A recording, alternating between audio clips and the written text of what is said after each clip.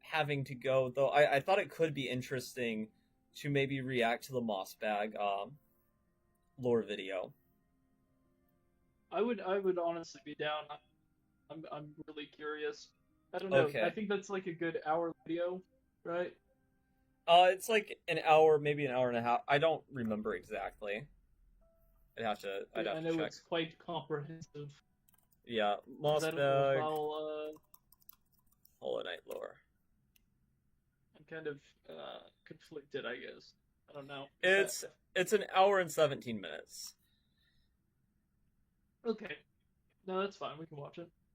Yeah, okay. I'm gonna close this out and I'm gonna change my OBS scene just because I'm getting a little bit tired of playing the game. So going to just hearing other people yap about it, and we can sort of expand our own thoughts too, which is definitely interesting.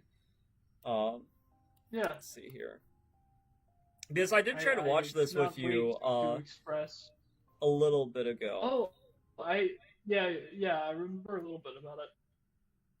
Yeah, we didn't get super far because the internet. Express all of my. Oh wait, hopefully I haven't the stream there.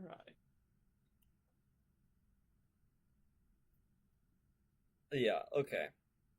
So this video is 5 years old, but I think it's still held in very what is high your regard. Favorite video game ever made? I would have to say Cory in the House for the Nintendo DS. I think we watched through this part. I'm gonna skip the introduction because I think we've watched most of the introduction. Okay. I don't know. Should I also stream it on Discord? Because I know there's a little bit of a delay. Yeah, I think it would be a little bit better if yeah, we did it okay. through Discord so that I can kind of see it in real time. Yeah, just because I don't want us to be talking past each other.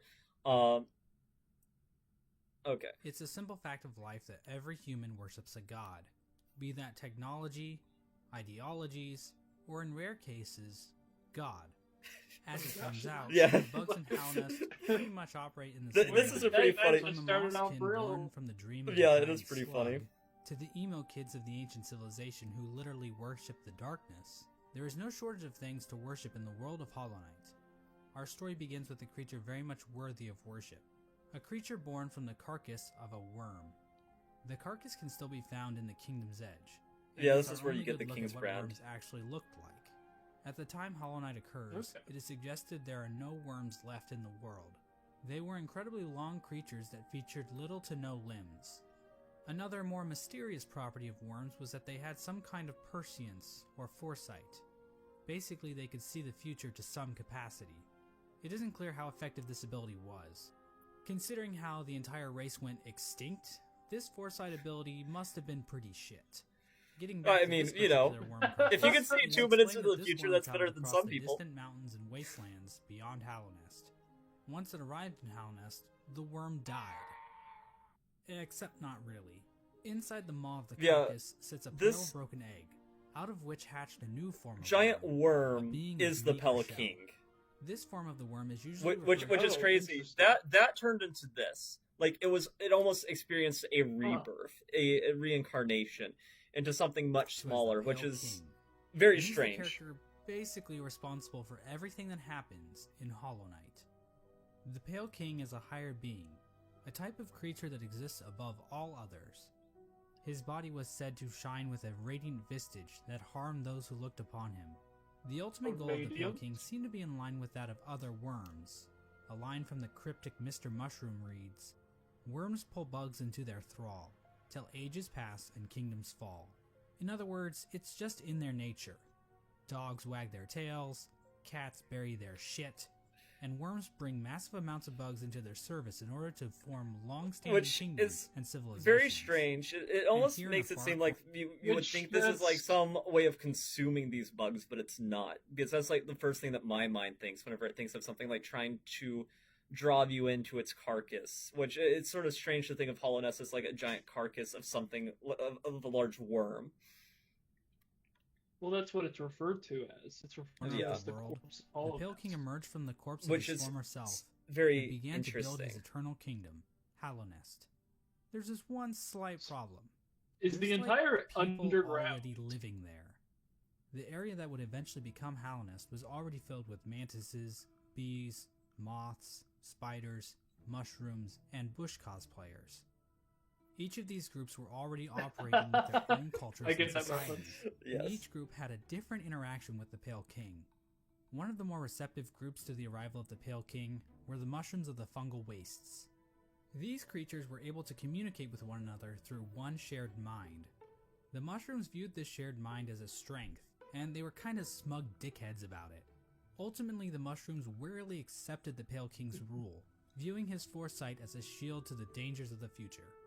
Another group living in the fungal wastes is the Mantis tribe. The Mantises have a rich cultural history reaching back to long before the birth of Hallownest. The Mantises are a proud tribe, believing in the importance of proving one's physical strength. The Mantises are fiercely territorial, but will show respect to those who display great power. These Fight Club enthusiasts were led by 4 powerful Mantis Lords, who I guess just kind of sat around waiting for outsiders. Yeah, so this is also an interesting detail, and something a lot of people miss, is that you can actually see a broken chair in the fight. To challenge them. The Mantis Oh, tribe had no interesting. interest in the Pale King's kingdom, but the two communities did come to a truce. In exchange for their independence from Hallownest, the Mantis tribe kept the beasts of Deepnest from invading Hallownest. Not sure why they didn't just go out the other exits from Deepnest, but whatever. I'm not an expert on border patrol. I don't work at ICE anymore. Let's move on to Deepnest. Now, many of the different tribes of Hallownest were kind enough to leave Lord Oh, the Travis rehiring, I hear. detailing pretty much everything we need to know about them. Unfortunately, the bugs of Deepnest didn't do that. We know that the spiders of Deepnest had a monarchy because why not? Those are always good, right? Also, within Deepnest are a separate group of spiders that immigrated to Deepnest at some point in the past. This group was known as the Weavers, and they established their own culture and history within Deepnest. They used looms of silk to weave stories, spells, and shields. Like a One thing we know SilkSong. for sure about Deepnest is that they really didn't want anything to do with Hallownest. The struggles of Deepnest-Hallownest relations would become painfully clear as time goes on, but for right now, it seems like the two remained fairly isolated from one another. Another section of pre-Hallownest includes Greenpath. Now, as far as we can tell, the mushrooms, mantises, and spiders of Deepnest didn't worship any higher beings. There is this giant mushroom corpse in the fungal core, but I don't think this is a higher being. I mean, who the hell would want to worship a fat-ass mushroom? I don't know, it could be a Travis, higher Now being. that's dope. The land we know as Greenpath was created by the higher being known as Un. Un used her great mind to dream the vegetation of Greenpath into the once barren caverns. Un's followers, the Mosskin, were also born out of Un's dream, making her their creator. Interesting. Greenpath at its height was actually much larger than we see in-game. At one point, Greenpath stretched into both modern-day Queen's Garden and possibly Fog Canyon. Greenpath's citizens showed themselves to be a fairly developed society. They built a temple at the Lake of Un in order to worship her, and they even had their own line of defense, with Moss Knights showing proficiency in combat, using nails and shells as weapons. The Law of Un continued to remain in effect even after the Pale King arrived, but it seems like they allowed the king to establish a road through their lands, leading travelers to the heart of Hallownest. Hence the name Greenpath. Yeah, Team Cherry really racked their brains when naming this area, didn't they? Next, we have the bees. And Oh, the while there is bees no lore are on how these bees can very turn into fucking interesting. drills, or how they can ignore all known laws of aviation. We do know how they reacted to the Pale King. These bugs decided to seal their hive off from the rest of the world, with only patrol bees being able to enter and exit the hive. So yeah, the bees are pretty much pointless in this story. And finally, we have That's the moth sarcasm. tribe. They are very the moth important. settlement is in the resting grounds, but the tribe might have also I am inhabited not. the Crystal Peak It at all one sounds point. sarcastic. Now, as we all know, moths in real life are just complete assholes. As for the moths in Hollow Knight, well, it's a bit complicated. The moth race is described as being a rather pacifist group, with few ever choosing to take up a weapon. During the Pale King's reign, the moth race delved amongst dreams and the dead, displaying the importance of remembering those who have passed, as well as learning how to shape dreams themselves. Similar to the Mosskin, the moth tribe was born from a higher being, known as the Radiance. The Radiance is described as being a light in which the moth tribe basked, so she was basically a giant lamp to them. Another important aspect about the Radiants is their ties to dreams and a substance known as essence. Essence are the remains of wishes and dreams, and are represented in-game by these Dreamcatcher particle effects. Essence can take the form of whispering roots, as well as dream ghosts, both of which are memories taking root in the world. The Radiance appears to be a creature made of essence, but she isn't the only higher being to give off essence. Un has green particles, the Pale King has gray particles, and this sexy character named Grim gives off fiery red particles. However, the Radiance appears to be the main that god Grim is scary. when it comes to dreams, even if other gods also dabble in the dream realm. Getting back to the Moth tribe, it is their interaction with the Pale King that we need to discuss. Basically, the Moths turn their backs on the Radiance completely, in order to worship the new light that had appeared, the Pale King's light. So yeah, Moths are assholes in this game too. With her tribe forsaking her, the Radiance became a forgotten memory, a remnant of the past, and a thing that's definitely not going to come up again later in this video. And so the Pale King's new kingdom was established, Hallownest. But there is one His thing editing is Hallownest great. that we need to discuss. Unfortunately, to better understand this, we're going to have to read some poetry. Yeah, so In what I Routes think... Beyond, they speak Yes, your name so this with is what comes up at the start of every first playthrough, which is definitely reverence and interesting. regret. Yes. For none could tame our savage souls, yet you the challenge met. Under Palest watch, you taught, we changed. Base instincts were Your redeemed. Palest watch. A world you gave to bug and beast, as they Yes. had never dreamed. Well, under Pellis was Watch, the Pale referring King? to the Pale King. Yeah, and it seems Yeah. like that's just what I'm something about the Pale King radiated intelligence and making bugs This smarter is from a poem beyond what they titled naturally Elegy for would Hallownest, be, which is written by Modemon the Teacher. strange how that works. The poem appears at the beginning of every playthrough, and hints at what the Pale King and his kingdom offered. Much of the land outside of Hallownest appears to be a wasteland, Which where bugs survive off makes of sense instinct, if he's without coming the from burden. bugs and has like not the bugs but worms, and has foresight. Yeah. Yeah, but I don't know what's so special about worms that makes Hallownest I guess the suffered foresight bugs and might tamed make their them more savagery. intelligent. Basically, the Pale King Dune. changed the instincts of his subjects and It's a granted them Dune higher reference. thought. To get a Maybe. better picture of this, let's look at two different characters. Is that Boone that is and what Tuck. the worms do? These adorable panda bug things They have give us the a clear ability display to- of Hallownest's effect. While both appear to be the same species of bug, Boone is dumb as a sack of rocks, struggling to string together words, while Tuck speaks fairly clearly. The main difference between these two characters is that while Boone lives outside of Hallownest, Tuck lives beneath the city's capital. Basically, it appears as though Hallownest is a literal holy ground that raises the intelligence of those who dwell within.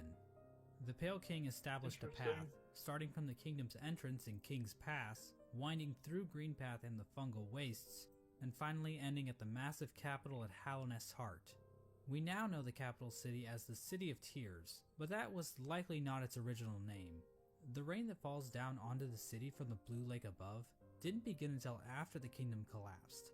So unless the capital was originally named by some edgy literature student, the name City of Tears wouldn't have made much sense. The king's motivation for all this appears to have been his desire to be worshipped. The citizens of Hallownest believe that the Pale King created the world, and everything in it. Shrines to the king can be found Question. scattered throughout the Yes.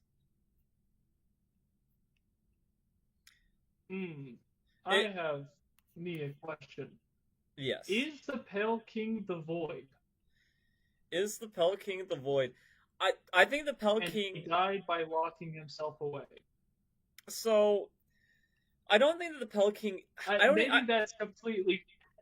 I mean, it could be the case. It could be the case, but I think it's more I don't know, likely, I don't in my mind, that the Pale King struck some sort of bargain with the Void. Yeah. Because the because thing also is, here's the thing, like, hearing the well, I was just gonna say, like, Hornet, right? She is noted as the gender child because they tried to make so many vessels that the Void hollowed them out, right? So I don't even know if the Void would be able to produce things with mass. Like, I think they can fill other life, but I'm not sure they're able to create new life of their own in the same way that the Pale King tried to with the Hollow Knight, for example. Yeah. Mhm. But it's an interesting Okay. thought. I mean, it could be the case. It's also this video. I think it's going under the premise that the Pelican is a higher being, but I'm open to the idea that maybe he's like more akin to like a demigod or something, and not like the same thing as like the Radiance or like maybe his power is almost godlike without actually being a god too. That's also possible And King's in my Well, mind. created and distributed. I don't mean to keep stopping the video, Oh, but I we're do fine. wonder too, because I'm just trying to think that, and I mean this will become clearer as we get more information, but like if we are, because like I know we're clearly a higher being. I mean I know we've talked about this before, but like the messages have us in the instruction cards for the mechanics and everything, and that's fine, but it's connected to the phrase a higher being. So it's like Yes. if a higher being is in reference to something that is connected to potentially like is basically like is the void a god? I mean it would have to be if it's like the I've duality to I, radiance. I've I feel mean like the void is probably a god, but I would say it's a god. Well, here's the thing. I think the void is it's almost like it could be a hive mind, and if it fully becomes a hive mind, then it is a god. But while it is divided, it's not God. If that makes sense. here's what I'm thinking. So if we're going under the assumption of like religious pretext, of like subtext Yeah. here, Well, I think the that's very safe to idea say. that's very supported. Yeah. The Pale King sounds a whole lot like what you get with like a luciferic kind of entity. The reason I say that it is something that is coming down and is offering intelligence and fulfillment, like wish Yeah, fulfillment sort and of like dreams to the its story of creator. Adam and Eve And with it's the tree of knowledge and of it's good and evil. described as a radiant being, which is exactly how someone like Lucifer Yeah, is yeah. I mean, described it's in been a the while since I've Bible. You researched know, this stuff, but like, yeah, he's been referred to as like the morning star before, which yeah, like he but just for is like example, supposed to be like beautiful, life incarnate. extremely pleasing to the eyes. Yes. So I'm wondering if this is like a false light kind of thing, and it like the idea that it's pulling worship away from like the radiance is Yeah, really interesting. I wonder if it was like almost as if the Pale King intentionally wanted to steal worship away from like what you were saying with the idea of like this being someone wanted to come yeah. and be Well, worshipped. the thing is too, Like like the ungiant slug thing, right? And the radiance, they're very huge in stature, and the statues of the Pelican are huge and ginormous. But the Pelican himself, he is not much taller than we are, where he's hiding away at. yeah, Which is just very interesting. It makes me interesting. think that maybe he could be something close to a god, but I don't know if he's the same as these other beings. But yeah, I'm gonna Yeah. continue now. Attributed to followers of the king. Despite the worship, the Pale King often kept himself hidden from his subjects, possibly to hide his blemishes. I mean, if you look at the size of the real Pale King to his statue in the ancient basin, the man is clearly overcompensating. The Pale King's White Palace was also built underneath the city, separating him from his subjects even more so. At the same time, certain powers became shunned in Hallownest, though we don't know for sure if the Pale King had anything to do with this. Lifeblood is a blue liquidy substance that leaves those who drink it feeling refreshed. However, the use of lifeblood was seen as a taboo, and those who used it were demonized as heretics. The use of soul for combat was also shunned. Soul is a sort of life force in Hollow Knight that animates the bodies of living creatures. But some characters are able to control the soul of others to conjure powerful spirits. But aside from a few exceptions, no citizens of Hallownest ever used this power. However, the Pale King didn't rule alone. There was another higher being in the mix, a being known as the White Lady. The White Lady is a weird brute-like being that can be found in the modern-day Queen's Gardens. She is encased in a strange cocoon, and we know very little about her. With as much exposition we get for the Pale King, there is next to nothing on the White Lady. But one thing we do know is that she likes to breed. Like, a lot. The White Lady would often retreat to the Queen's Gardens, an area of land once controlled by the Mosskin. How exactly she walked around and actually went places is a lore question too deep for even my expertise. The White Lady is also known as a pale being, along with the Pale King. What exactly are pale beings? Well, we don't know for sure, but they seem to stand out even amongst higher beings, as being even more powerful. I know that's a little confusing, so let's try using an example. I'd say that regular higher beings are like a TP-Link Archer C7 AC1750 wireless dual-band gigabit router, of course. while pale beings are like the Asus RT-AX88U AX6000 dual-band 8X gigabit Wi-Fi router. Under the Pale King, Halnest underwent a bit of an industrial revolution. I understood He completely. ordered the construction of the stagways, which were used to transport passengers and goods. The Forgotten Crossroads and the storerooms above the City of Tears were used to store goods that traveled along these stagways. The king also ordered the construction of the tramways, because literally no one is safe from the threat of automation. A tram was built between the Forgotten Crossroads and the Resting Grounds. A second tram was built from the kingdom's edge across the ancient basin over to Deep Nest. And then a third tram was started in Deep Nest and attempted to go further into Deep Nest. Not sure how useful that would have been to the bugs of Halonest, but whatever. The Pale King's a smart guy. I'm not gonna question him. But anyway, the Pale King Shown here being dead. in Deep Nest Yep. ended up getting a few of his tram workers killed. The bugs of Deep Nest rejected the Pale King's attempt to build a tram in their territory, further cementing the poor relations shared between the two groups. Aside from convenient fast travel, regular pathways were also used to cart goods around the kingdom.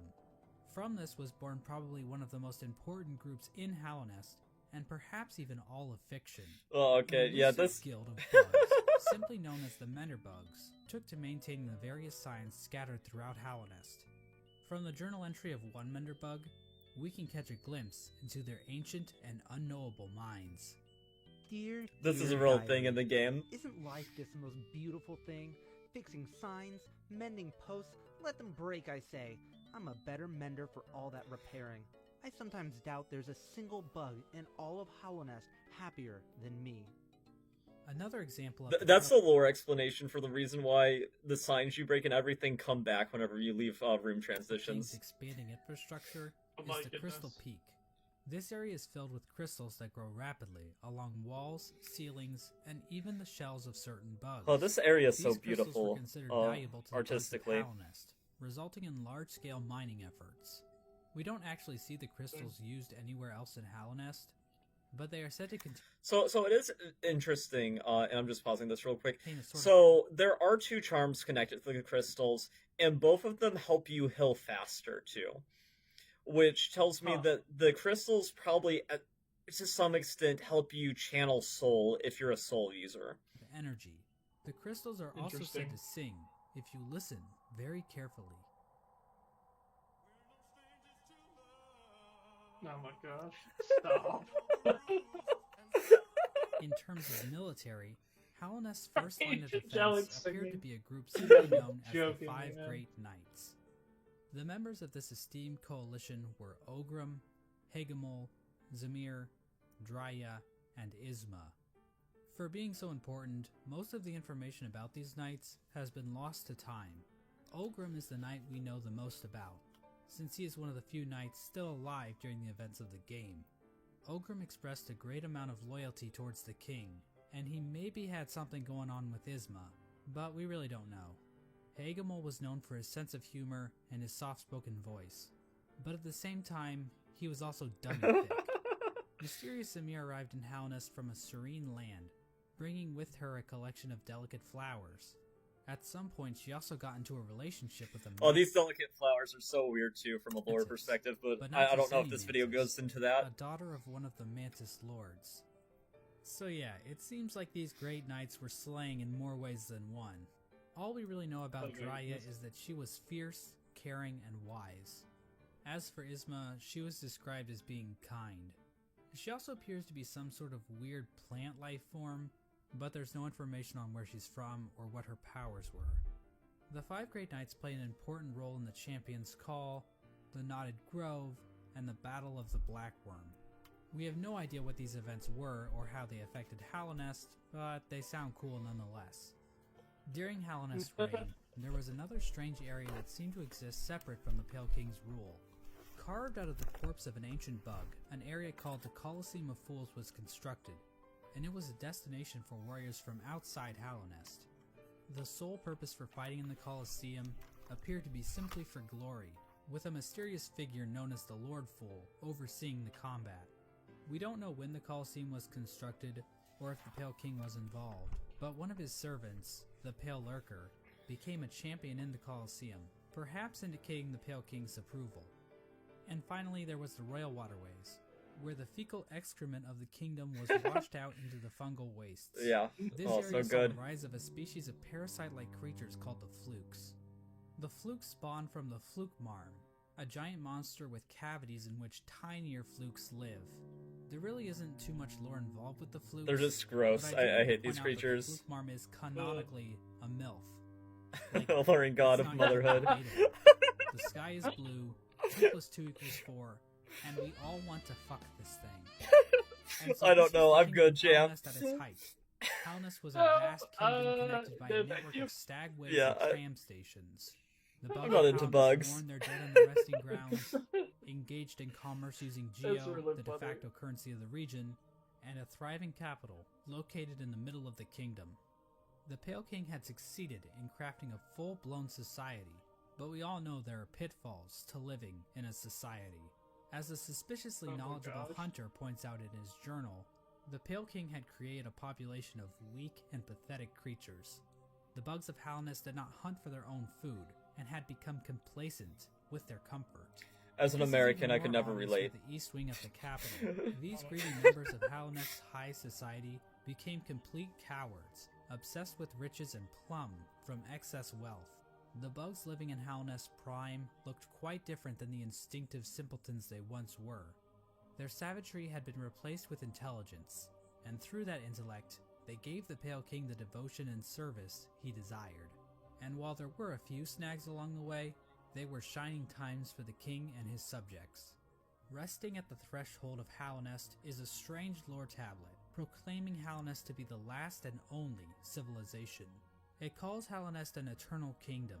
This appears to have been the Pale King's goal, for Hallownest to stand against a wasted world as a final beacon for civilization. And that was the Pale King's ultimate folly, to think that he could succeed where so many others had failed before. Long before the Pale Kings or the Barry Bensons of the world, the land of Hallownest was controlled by an ancient caste. Hints of Hallownest's history are littered throughout the land, with the most notable examples being the soul totems and arcane eggs.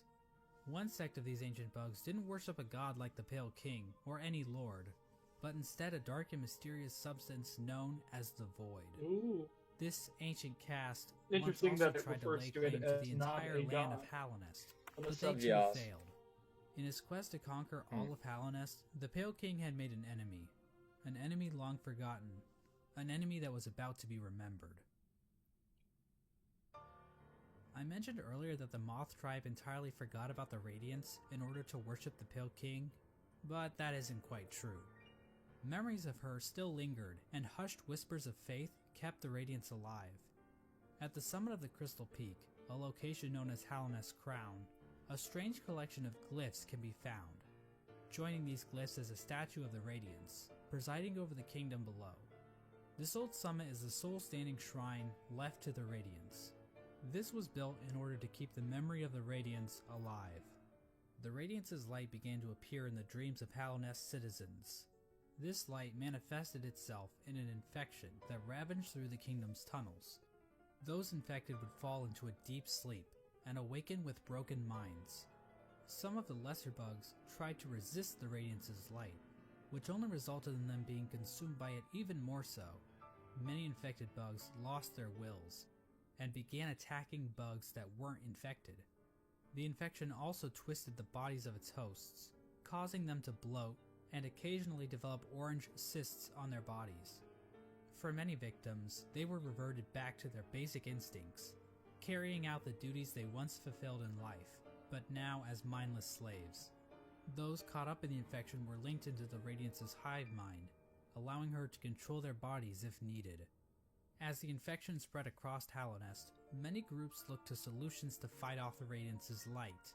The gates to the City of Tears were closed in an attempt to keep the infection from reaching the city. The stagways were also shut down at some point, and many of the stags eventually died out, but some took more proactive efforts against the infection. The scholars of the Soul Sanctum decided to harness the power of Soul in an attempt to fight the infection. This resulted in the deaths of hundreds of bugs, whose souls were sucked out and injected into the bodies of the scholars. Their goal was to achieve some kind of pure focus, which would somehow protect them from plagues of the mind. The scholars' leader, the Soul Master, was driven mad by the sheer power of Soul, and his entire sect failed to avoid infection. But hey, at least they took as many innocent people down with them as they could. The Mantis Yeah. tribe, showing Well, that's how it strong works in real life movement too, on unfortunately. bone, were able to stave off the infection. However, one of the 4 Mantis Lords turned against his sisters. He and his followers took in the infection willingly, as it gave them more strength and courage. At some point during all this, the Traitor Lord and his followers were exiled from the Mantis village, eventually taking up residence in the Queen's Gardens. The Traitor Lord's daughter ended up dying at some point. This is the same Mantis that was in a relationship with Zamir, one of the 5 Great Knights, but the Mantises rejected their union because of Zamir's outsideness. As a gamer, this type of prejudice is all too familiar, and honestly, it makes me sick. With the 5 Great Knights completely useless to fight against the infection, the Pale King devised his own scheme. A scheme involving a strange substance known as Void. As I mentioned earlier, the Pale King's White Palace was built in an area called the Ancient Basin, but his castle wasn't the only noteworthy thing down there. At the bottom of the Ancient Basin was the entrance to a pit, known as the Abyss. Within the Abyss was a lake composed of void. The Pale King realized that this void could be given form, as evidenced by an imprint of such deep within the Abyss, possibly left there by the ancient civilization that predated Hallownest. The Pale King devised a workshop in his palace, where he placed void in armor shells imbued with soul, creating servants known as King's Molds and Wing Molds. These void creatures were somehow imprinted with the desire of the Pale King, so that they would serve him. It isn't clear when the Pale King served. Yeah, which is interesting that somehow you were able, like, the Pale King was able to basically impose his own will on this thing that didn't have a will of its own. Like, I don't know how that necessarily works, but it is definitely interesting to think about. There is evidence to imply that even common bugs were aware of King's Molds, but the point is, the Pale King turned to the Void in order to create another creature, one that he believed could contain the Radiance and her infection. He tried to create a pure vessel. The Radiance's infection needs its host to have a will and a mind in order to enslave it. A pure vessel would be a creature made of void, designed to lack those features. The Pale King believed that by harnessing the void inside a pure vessel, he would be able to stop the infection and keep Hallownest lasting eternal. But his method for creating this so-called pure vessel was incredibly cruel. This is where the White Lady and her King Kong-sized libido come into play. These 2 higher beings engaged in a union of some kind, resulting in the creation of several eggs that were dropped down into the abyss. There, the void seeped into these eggs, corrupting the offspring of the Pale King and the White Lady. This act resulted in the creation of the vessels. The vessels are not technically considered to be alive. They are shells created from the Pale King and White Lady that have been filled with the void. Within each vessel is a shade, a completely void being hidden behind the face of the vessel. Vessels are also non-gendered, I guess because they're dead or something? I'm not sure if that's how that works, but whatever. I'm not an expert on these kinds of things. I don't work at ICE anymore. Thousands of vessels were created during this process, but only one was chosen as the pure vessel. This particular vessel, chosen by the Pale King, was deemed the Hollow Knight, and was taken away to the White Palace. But I want to take a bit of a closer look at this part of the story. There are a number of questions and theories surrounding this moment that I really want to dig into. The big question surrounding this moment is, why was the Hollow Knight chosen over any other vessel? One common theory is that the Pale King took these vessels back to the White Palace and evaluated them using his giant collection of buzzsaws. This theory is probably the least likely. Yeah, I don't think so. It kinda but exists just to explain the nobody knows what's up with the buzzsaws. There's so many of them but doesn't in really that one mesh with area. the vessels very well. How does being good at Super Meat Boy prove that you are a worthy vessel? And while thinking about logistics in a game about magic bugs is never a good idea, how exactly did the Pale King transfer these thousands of vessels to his palace without characters like the Dung Defender finding out? So this means that the Pale King probably made his decision without taking any of the vessels out of the Abyss. So how did the Pale King make his evaluation? I think the best explanation comes from a theory I originally heard from a user named Golden Flower Fan. Basically, the vessels were hatched down at the bottom of the Abyss, and the first one to make it to the top was chosen by the Pale King. In a memory of this event, we see vessels falling from above back down into the pit of the Abyss. Perhaps these vessels weren't being cast down into the Abyss, but fell while trying to escape out of it. The lore tablet outside the Abyss appears to support this theory. It reads, "Our pure vessel has ascended. Beyond lies only the refuse and regret of its creation. We shall enter that place no longer." This tablet was likely written right after the Hollow Knight was chosen, considering that is when the entrance to the Abyss was sealed off. The tablet proclaims that the pure vessel has ascended, or in other words, climbed out of the Abyss. And while cut content should never be considered canon, I would just like to point out that an earlier version of this tablet, found in the game's code, was even more explicit about this. It read, "From below, our pure vessel has ascended." But how does making it to the top of the Abyss first prove that the Hollow Knight is somehow a perfectly hollow vessel? Well, I think this whole concept might just be a misconception. What if the Hollow Knight wasn't any different from the other vessels? All the vessels were made in the exact same way after all. The idea that the Hollow Knight was somehow more hollow than the other vessels comes from the fact that there were so many vessels created in the first place. If they only needed one, then why create so goddamn many? I mean, this is like Octomom on steroids. Well, these are bugs we're talking about, so it would make sense that multiple offspring would come from one egg. And it might have been a precaution to produce multiple vessels in hopes that at least one would be able to successfully escape the Abyss. Now another explanation could be that the Pale King just yeeted other vessels that made it to the top first, after determining that they weren't hollow, which would better explain why so many were created. Ultimately, Yeah, I don't know what the exact answer for details that aren't is. super important, but I do find it interesting how many different interpretations can be pulled from this part of the lore. After the Hollow Knight was chosen, the Pale King sealed the doorway to the Abyss, leaving the discarded vessels to rot away in darkness. And it makes you ask, how did we get out if that was our birthplace? Because that's the only way out, is this door. These actions were not taken lightly by the Pale King or the White Lady. Both participants expressed shame in what they did, but saw no other option to save the kingdom.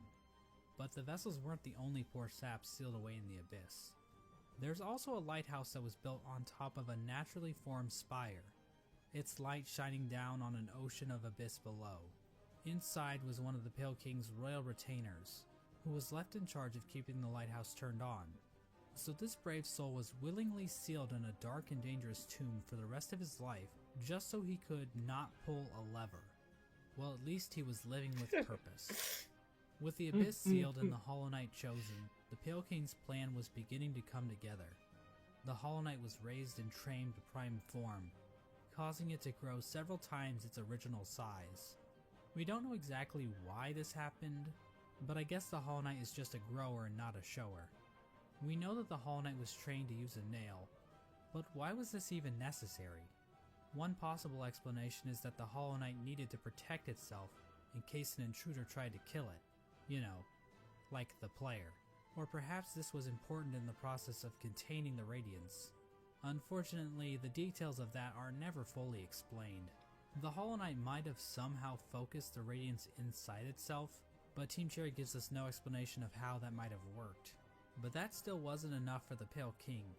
Additional seals were needed in order to protect the Hollow Knight's physical body while the Radiance was trapped inside of it. To achieve this, the Pale King sought the help of 3 particular bugs who would later be known as the Dreamers: Lurien the Watcher, Motomon the Teacher, and Hera the Beast. Lurien is definitely the most mysterious of the 3 Dreamers. He lived in the Watcher's Spire in the City of Tears. From there, Lurien watched over the city with his telescope.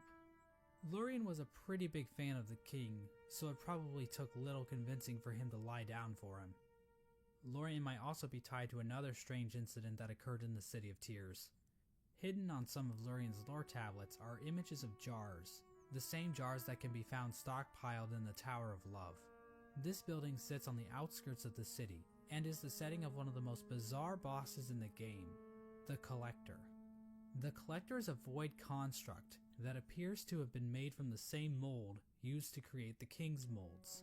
But the Collector is unique because, well, Good grief, he's naked! the Collector stayed in the Tower of Love with a noble bug who likely owned the estate. Yeah, so that guy entrapped all the grubs, which the grubs being trapped is very interesting, and my only thought is maybe these containers are to try to make sure that some non-infected life in Hollow Nests gets preserved.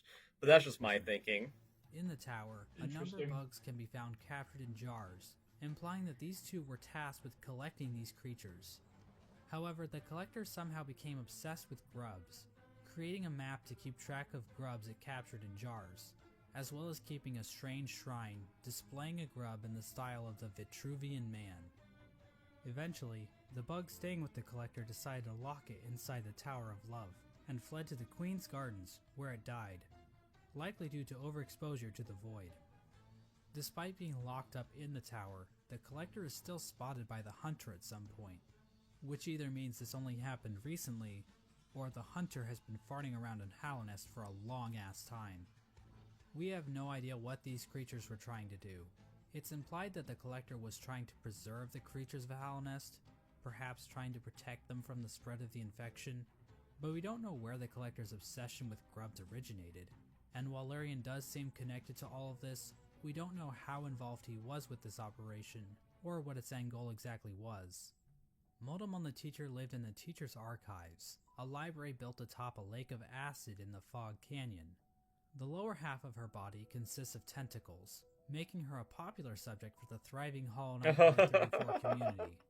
The Archives and the Fog Canyon as a whole are The also Fog filled with Canyon these is strange very Metroid mysterious knockoffs. because These it feels like creatures there's are so likely little related here. to Monomon in some way. They could be her live Yeah. offspring, her test tube babies, or possibly even her shit. Motomon uses And I mean, futuristic Catholic this is like the first Dreamer that you get any dialogue from the game, because they tell you about how the kingdom works, which means they're probably very connected to the Pale King as well. Ray-tube things to store information about Hallownest. Several terminals in the Teacher's Archive go into detail about the Pale King's plan to defeat the Radiants, indicating that Motomon had intimate knowledge of what she was taking part in. Finally, the Pale King sought the Interesting. help of Hera the Beast, the Queen of Deepnest. Now, as I mentioned earlier, relations between Hallownest and Deepnest were kinda not great. Unlike the other two Dreamers, Hera needed to be convinced in order to help the Pale King. Hera would eventually agree to become a Dreamer, in exchange for a child. The Pale King agreed, and the two engaged in a dalliance, which is a fancy way of saying they totally boned. The White Lady was okay with this arrangement. In fact, she might have been watching from the closet. The motive behind Hera's request is never elaborated on, but it appears as though the King of Deepnest was Bugs dead at getting this kind of point. freaky, man. Hera was a Yeah, common a little bug, bit. so perhaps she desired the Pale King's pale And you can kind of see that she has like the same design as Hornet, like if you're paying attention, even if so you that her child don't could be of notice. high birth. The bargain between Hera This. and the Pale King resulted in the birth of Yeah. Hornet. She became known as the gendered child, because unlike the Pale King's other children, Hornet was not hollowed out by the Abyss. Hera and Hornet spent little time together, as Hera had to make good on her end of the bargain. And so the three Dreamers were put to rest. Through their actions, a seal was placed over the Black Egg, prohibiting entrance into the chamber. These Dreamers also had their own protection. At the base of Lurien's spire, the Watcher Knights guarded access to their master's body. Motomon's body was protected by a giant jellyfish named Umu. On top of this, Motomon entrusted her servant Quirrell with a mask which would be required to break an additional seal she had placed over herself. So she basically is double wrapping herself. As for Hera, we're not really sure what protected her. Yeah, Hera's interesting because she also doesn't have a boss fight, unlike the other twos, in order to get to her. Actually seen in-game. We don't know where this creature is hiding, but whoever it is, they really suck at their job. Now there appears to be one more element to the Pale King's plan, involving the Weavers. Hidden away in the Weaver's Den is an incomplete seal of binding, woven from silk. This design prominently features the Hollow Knight's head, and can be found in the White Palace, as well as blocking the exit during the Hollow Knight fight. Silk spools created by the Weavers can be found in the Stag Station in Deep Nest, as well as the Stag Station next to the White Palace. These spools can also be found in the Pale King's workshop. We know that the Weavers were closely tied to Hera and Hornet, so their actions might have been a part of the deal between the Pale King and Hera. Once the Hollow Knight was ready, the Radiance was somehow channeled into the vessel, which was then placed inside of a giant black egg located in the Forgotten Crossroads. This egg was built to sustain the Hollow Knight, and itself appears to be fashioned from void. The Hollow Knight was chained up, and the entrance to the black egg was locked behind a powerful seal created by the three Dreamers. Initially, this convoluted plan actually worked, and the infection was successfully contained. Memorials to the Hollow Knight and the Dreamers were erected in the City of Tears and the resting grounds. Yeah, so that's interesting too. Like, how long did this plan work before it started going wrong? Was it a generation? Was it multiple generations? Or was it much shorter? This is the part of the story where things get a little bit hazy. Yeah. By the time these statues were constructed, citizens had taken to writing on parchment woven from spider silk, which was all destroyed when water started pouring down onto the city. We don't know how long the Hollow Knight was able to completely contain the infection. Bugs from Dirtmouth used to go to the Temple of the Black Egg to pray, saying they felt at peace within the walls. But after a while, they stopped going, perhaps indicating that the infection was beginning to leak out again. The infectious air continued to seep through Hallownest for years, eventually even reaching the deepest parts of the kingdom. As it turns out, the Pale King's pure vessel wasn't quite so pure after all. The Hollow Knight had been tarnished by an idea instilled. While the game never explicitly tells us what that idea was, it does hint strongly at what it might be. Hidden away in the White Palace is a memory showing the Hollow Knight and the Pale King sharing a moment. The Hollow Knight might have developed a parental bond to the Pale King, and who could blame it? The Pale King is a pretty great dad after all. You know, if you ignore the infanticide and everything. Yeah, you just have to ignore that little thing. You know, like the thousands of dead the Pale King was a complete siblings. Mistake. That shared mind isn't looking too good now, is it? In the When fungal core, the corpse of your the giant dad- mushroom lies dormant. Yeah. Its final Oh. thoughts were, "Pale worm, what good to see a demise unavoidable?" This could imply that the Pale King always knew that his kingdom was doomed. All he could do was delay the inevitable. This is likely the moment when Hallownest, as it once was, entirely collapsed. The Hollow Knight had not completely stopped the infection, and while it may have taken a while, Hallownest was eventually brought low.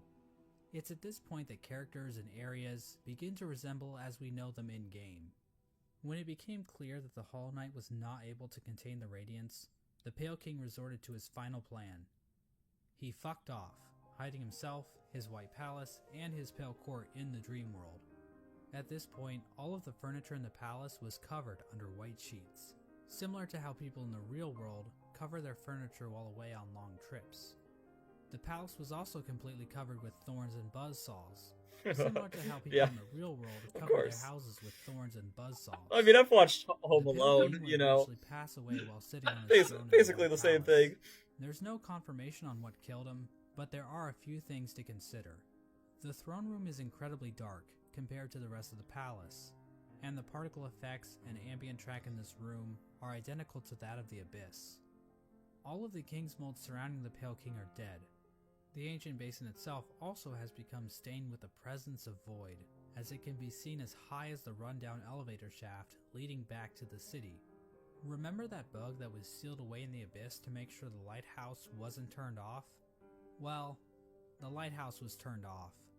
I guess that whole living with purpose thing is a crock of shit after all. It seems as though the Sea of Void itself actually convinced this bug to betray his king and turn off the lighthouse. Now I know what you're thinking. Exactly how conscious is the Void? Is the Void able to think for itself? Can it form strategies? Does it host a podcast? Well, according to this Chozo statue ripoff, the Void is powerful, but not unified. So while it can thrash around at things that come near it, or call out in unison to turn off a light, it's not a single conscious being. Getting back to the Pale King, one could argue that the Void might have played a role in his ultimate demise, and I've argued that viewpoint in the past, but we have to remember that there isn't enough evidence to know for sure. As an expert lawyer and a good friend of mine, Johnny Cochran, once said, "Any evidence that the Void was involved in the Pale King's death is circumstantial." My name is Johnny Cochran. Just above the White Palace. I don't know if the Void killed him. It's also just interesting that, like, it's something that could be unified, but it seems like it's not just one thing. It's like an amalgamation of ideas. Even if we ignore the fact that the infection was still around, there were other issues that helped lead to the city's downfall. Due to the gates being sealed, some bugs resorted to cannibalism in order to avoid starvation. And there's also that metric fuckton of corpses lining the walls of the Soul Sanctum. When all was said and done, the only citizen left standing is Eternal Emelita, who just laughs her ass off about it like she's a fucking Dark Souls character. The White Lady ends up in a cocoon deep within the Queen's gardens. She decided to place bindings on herself in order to keep her from spreading her seed. She claims that this is because of the shame she feels in helping the Pale King create the vessels, but honestly, it's probably just her kink. The White Lady also diminished her power, possibly as a way to keep herself in God Home, it mentions that, like, she's suppressing a lot of her power too, which is definitely interesting. Outside her cocoon, Drya stood guard, protecting her queen from the violent traitor mantises. Drya is eventually killed off by these bugs, which is actually pretty pathetic if you think about it. I mean, we're talking like the Netgear WPN824N N150 wireless router pathetic. Speaking of great knights dying pathetically, let's move on to Hegemel. Hegemel held the city crest, a key used to open one of the gates to the City of Tears. At some point, Hegemel's armor shell was stolen by a maggot. Now, maggots were generally looked down upon and forced to do menial labor. They were incredibly weak, and basically deserved all of the discrimination they got. But this one maggot decided to turn the tide, so he stole Hegemel's shell so that he could defend his downtrodden brothers. His actions weren't motivated by the infection, but instead was the result of how hierarchical caste systems will always lead to revolution from the working class, and that true freedom can only be achieved blah blah blah, capitalism is bad. That's some glam rock Freddy energy right there. I want some cheddar. And started living in shit, changing his name to Dung Defender. Now, I love wallowing in shit as much as the next guy, but you'd have to really love shit to put up with living with the flukes. The Dung Defender kept an unwavering sense of duty and loyalty to the king, and love for his fellow knights, so much so that he made shit statues of them. How nice. Ogrim acted as the defender of the pipeways, as well as Isma's Grove. A section of the royal waterways became filled with acid, and in the middle of it all rests Isma's corpse, which has been overcome by plant life. Isma is likely the one responsible for this acid blight, but we have no idea what happened to her. Hornet's whereabouts during this time are fairly mysterious. We know that she departed Deep Nest and didn't return until the events of the game. At some point, she took to guarding Halnest from intruding warriors, as well as the cast-off shell in the Kingdom's Edge. Despite the Kingdom's woes at large, fortunately this fate did not befall one of the fandom's favorite characters. The Menderbugs continued to fix the broken signs and wayposts of Halnest. From a diary entry, we can see that one Menderbug in particular had found himself on the precipice of a long and loving relationship. Hello again, diary. Not long now until the next Minder Bash. We're stealthy types. We're a riotous bunch when we get together, and Minderberry kept flashing me that smile. It might be time to muster my courage and the sad part of this is you only find out about these people if you kill the Menderbug. Why, that'd be the berry on top. Greenpath also underwent some changes during this time. The Mosskin were waiting for Un's call, which would bring them back into the dream they were originally born from. But for some reason, Un's strength deteriorated. We don't know why this happened exactly. Was it due to the White Lady claiming part of her kingdom? Was it somehow due to the infection? Some Mosskin believe that Un went into hiding, but it appears as though Un is, in fact, calling to her children. But many of the Mosskin are unable to hear her call. Instead, many Mosskin seem to have taken the Radiance's infection into their leaves, which might explain why Greenpath became overgrown with vegetation despite Un's deteriorating powers. Mossy vagabonds even openly chose to forsake Un and worship the Radiance. Another tribe to be screwed over by the Radiance is the Hive, which fell to the infection after the death of their leader, Hive Queen Vespa. But it appears as though this had little effect on their civilization. The Radiance's hive mind was already familiar to the bees, since the Hive probably operated under something similar already. So in other words, the Hive probably made out the best in this whole situation. Let's turn our attention back to the moths. After all, it's their god that keeps killing everybody. Well, the moth tribe didn't fare too well, actually, as pretty much the entire tribe died out. The only known survivor is the seer. Despite the loss of her tribe, the seer continued to tend to the graves in the resting grounds, while also waiting the arrival of the wielder, a mysterious being that her tribe has dreamt of for a while. In the Kingdom's Edge, the land became covered in ash molting off of the worm's decomposing corpse. The Coliseum of Fools continued to thrive. The Lord Fool passed away at some point, but nobody really seems to notice or even care. The fools inside the Coliseum were infected, but still seem to have maintained control over themselves. It seems possible that these bugs took in the infection willingly, similar to the Traitor Lord and his followers. This would have given them an edge in combat, similar to using steroids, but without the whole shrinking testicles thing. However, even the Traitor Lord and his followers went mad, so what makes these fools any more special? As for the Pale King's champion, the Pale Lurker, well, she just went the normal kind of insane. There appears to have been another unforeseen event with the Pale King's plan. When the Hollow Knight was originally chosen, the door to the Abyss was sealed, trapping the discarded vessels within. But apparently, some vessels didn't get the memo. Vessel corpses can be found littered throughout the kingdom.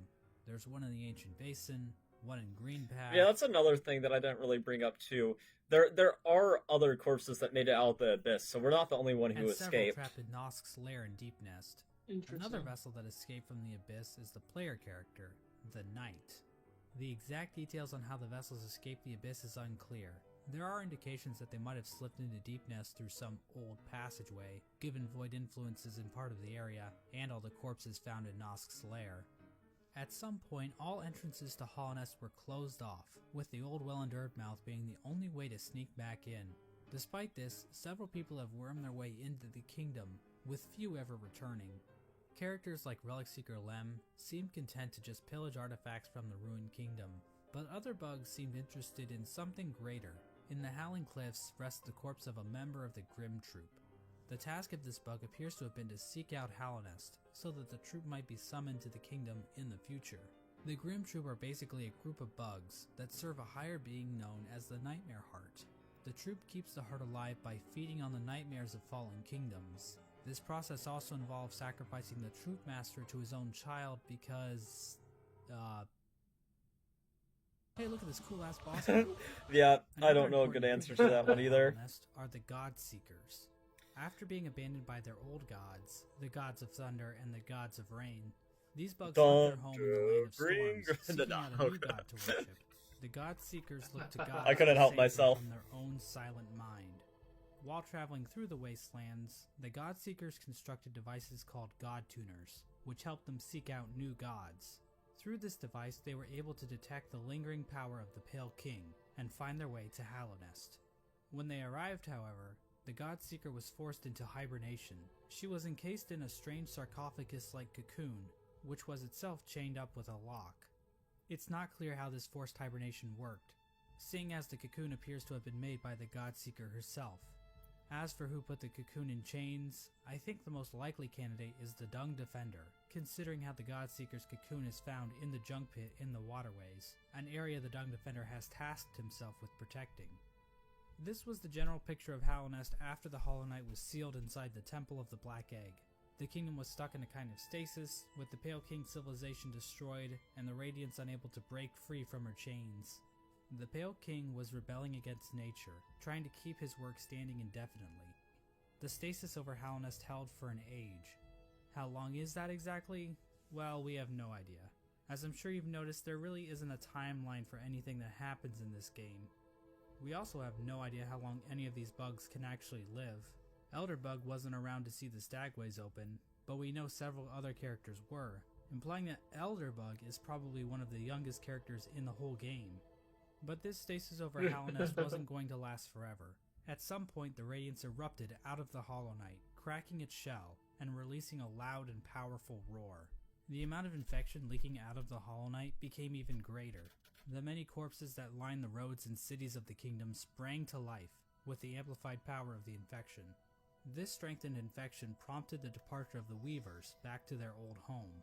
Now this old home might actually be Farloom, the kingdom in which Hollow Knight SilkSong I guess we will find but out the amount very of knowledge soon. we have about SilkSong right now is pathetic, so I'm not saying that's confirmed or anything. This is also around the time that Quirrell arrives back in Hallownest. His memory of Motomon appears to have been clouded due to his time outside of Hallownest. These events are depicted in the Quirrell prequel comic, which also shows an image of the Hollow Knight with a pre-cracked shell. This could mean that Quirrell's arrival happens roughly the same time the Hollow Knight's shell cracks. At around the same time Quirrell arrives in Hallownest, we also see the arrival of the player character, who is commonly referred to as the Knight. The Knight was one of the lucky vessels that was able to make its way out of the abyss. Somehow the Knight ended up venturing beyond Hallownest and into the wilds beyond. It's implied that the Knight was called to Hallownest by either the sealed Hollow Knight or the Radiance within. Regardless, once the Knight shows up and yeets itself off this cliff, the actual game of Hollow Knight finally begins. Now, there's a lot of details we could get into. Hallownest is full of NPCs and bosses, each with their own stories to tell. But to be honest, I don't think we need to go through all of them, since their stories are relatively straightforward. For example, let's look at the Brooding Moloch.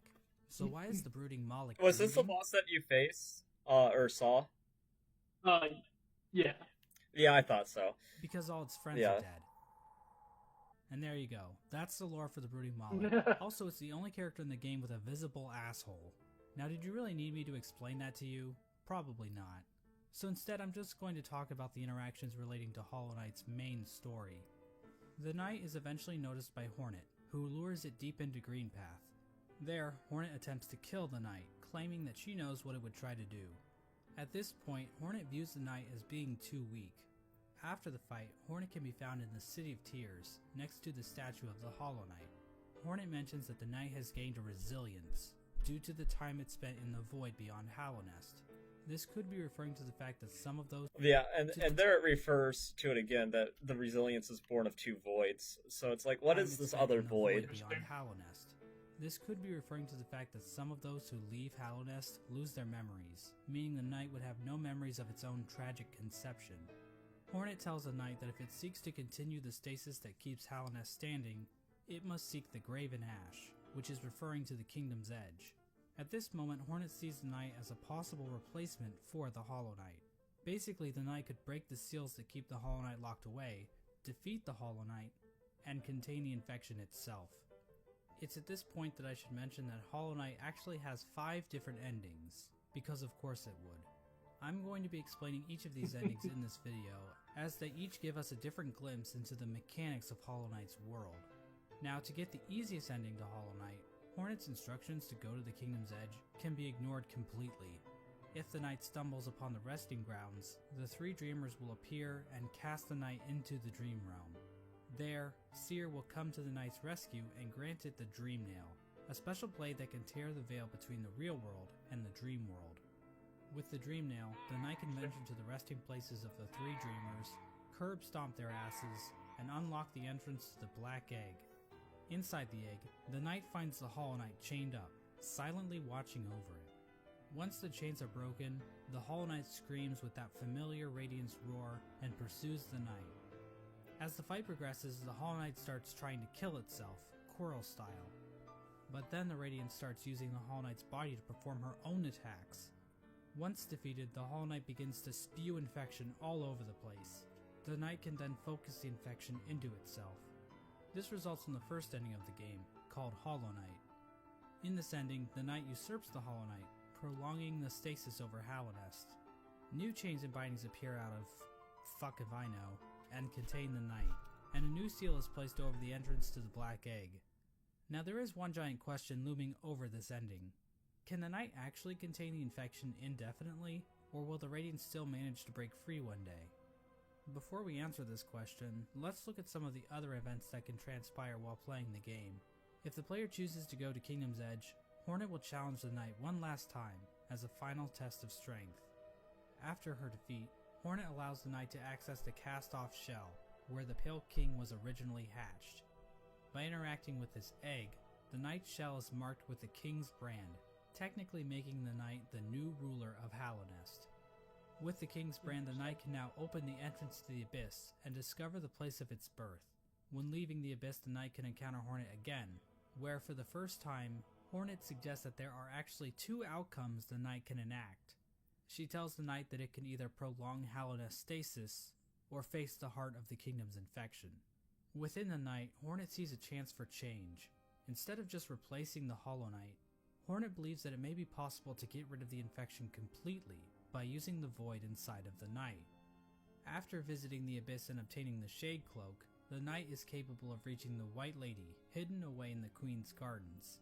The White Lady tells the knight that she has been awaiting a vessel to accept a gift, that gift being one half of a charm called the King's Soul, which she claims will give the knight more power.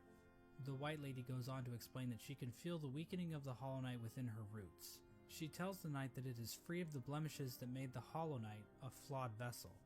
From this Which is dialogue, interesting, it is whether or implied not that that's the true. knight truly is a pure vessel, capable of containing the radiance successfully. But it's not quite that simple, so we're going to have to dig a bit deeper into this. Basically, we're going to need to answer a simple question. What exactly does it mean to be a Hollow Knight? Despite the White Lady's words, we have a number of instances where the characters and item descriptions mention that the knight has a will, and maybe even a mind. But from the Pale King's dialogue when describing the Hollow Knight, it is stated that a pure vessel has no mind or will. So is the White Lady wrong? Or maybe even lying? Her eyes have been clouded by time, and she can be tricked into thinking that Ogrim is in the room when the knight is wearing the Defender's Crest charm. She also thinks that Dryia is still alive, which, Yep, she is so very maybe the much White not Lady is alive. just senile. My problem with that theory is that the White Lady states that the vessels stand out to her clearly in a misted world, due to them being her spawn. She also questions whether or not the knight sought her aid, which would imply that the knight must have some kind of will. So for whatever reason, the White Lady thinks the knight is still capable of containing the radiance, even if it's still able to make decisions. After all, the Hollow Knight was considered pure, but they still taught it how to wield a fucking sword. I mean, if the knight were truly and completely hollow in a literal sense, it probably shouldn't even be able to walk, or draw a map, or open a Well, I goddamn think that gets bank into the account. question of what exactly is the void? Yeah, what is the void? What does it mean to be hollow? Like, are you hollow if, because it mentions that this void was molded into, like, the king's desire. So, like, if you are molded after somebody else's desire, but you don't have a desire of your own, do you not have a mind to think or a will to break? Because you are just reflecting somebody else's purpose for you at that point.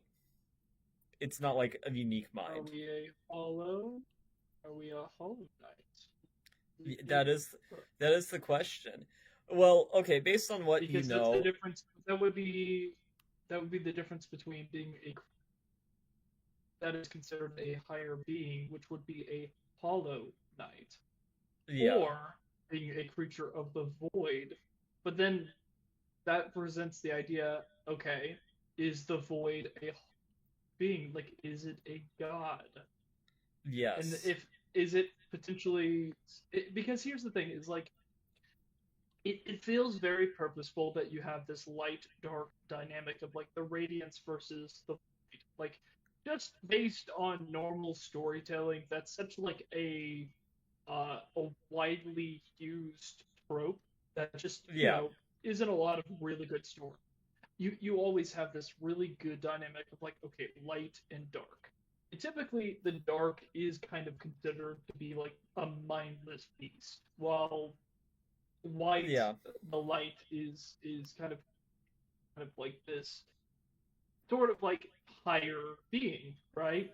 Like Yeah. angels, consider with like light, and the radiance being like this forgotten god kind of supports that, but it's like the void is something that is in the abyss that has been Mm-hmm. forgotten. And it's interesting that the dynamic is where it's the radiance was what was forgotten and the abyss is what was found. Yeah. That's Well, it's that whole interesting. dynamic is fascinating. Yeah, yeah. Well, especially just considering most games too, like if you're connected to the void, you're automatically on the dark side of the thing. But it's like, well, is the void, the villain here? Or like, is like the But if Pelican if just like there's small a potatoes? Like, is the Pelican, using this void, but the void's also using the Pelican because it's sort of like the enemy of my enemy is my friend, while also, maybe not having any allegiance or even like for the Pelican.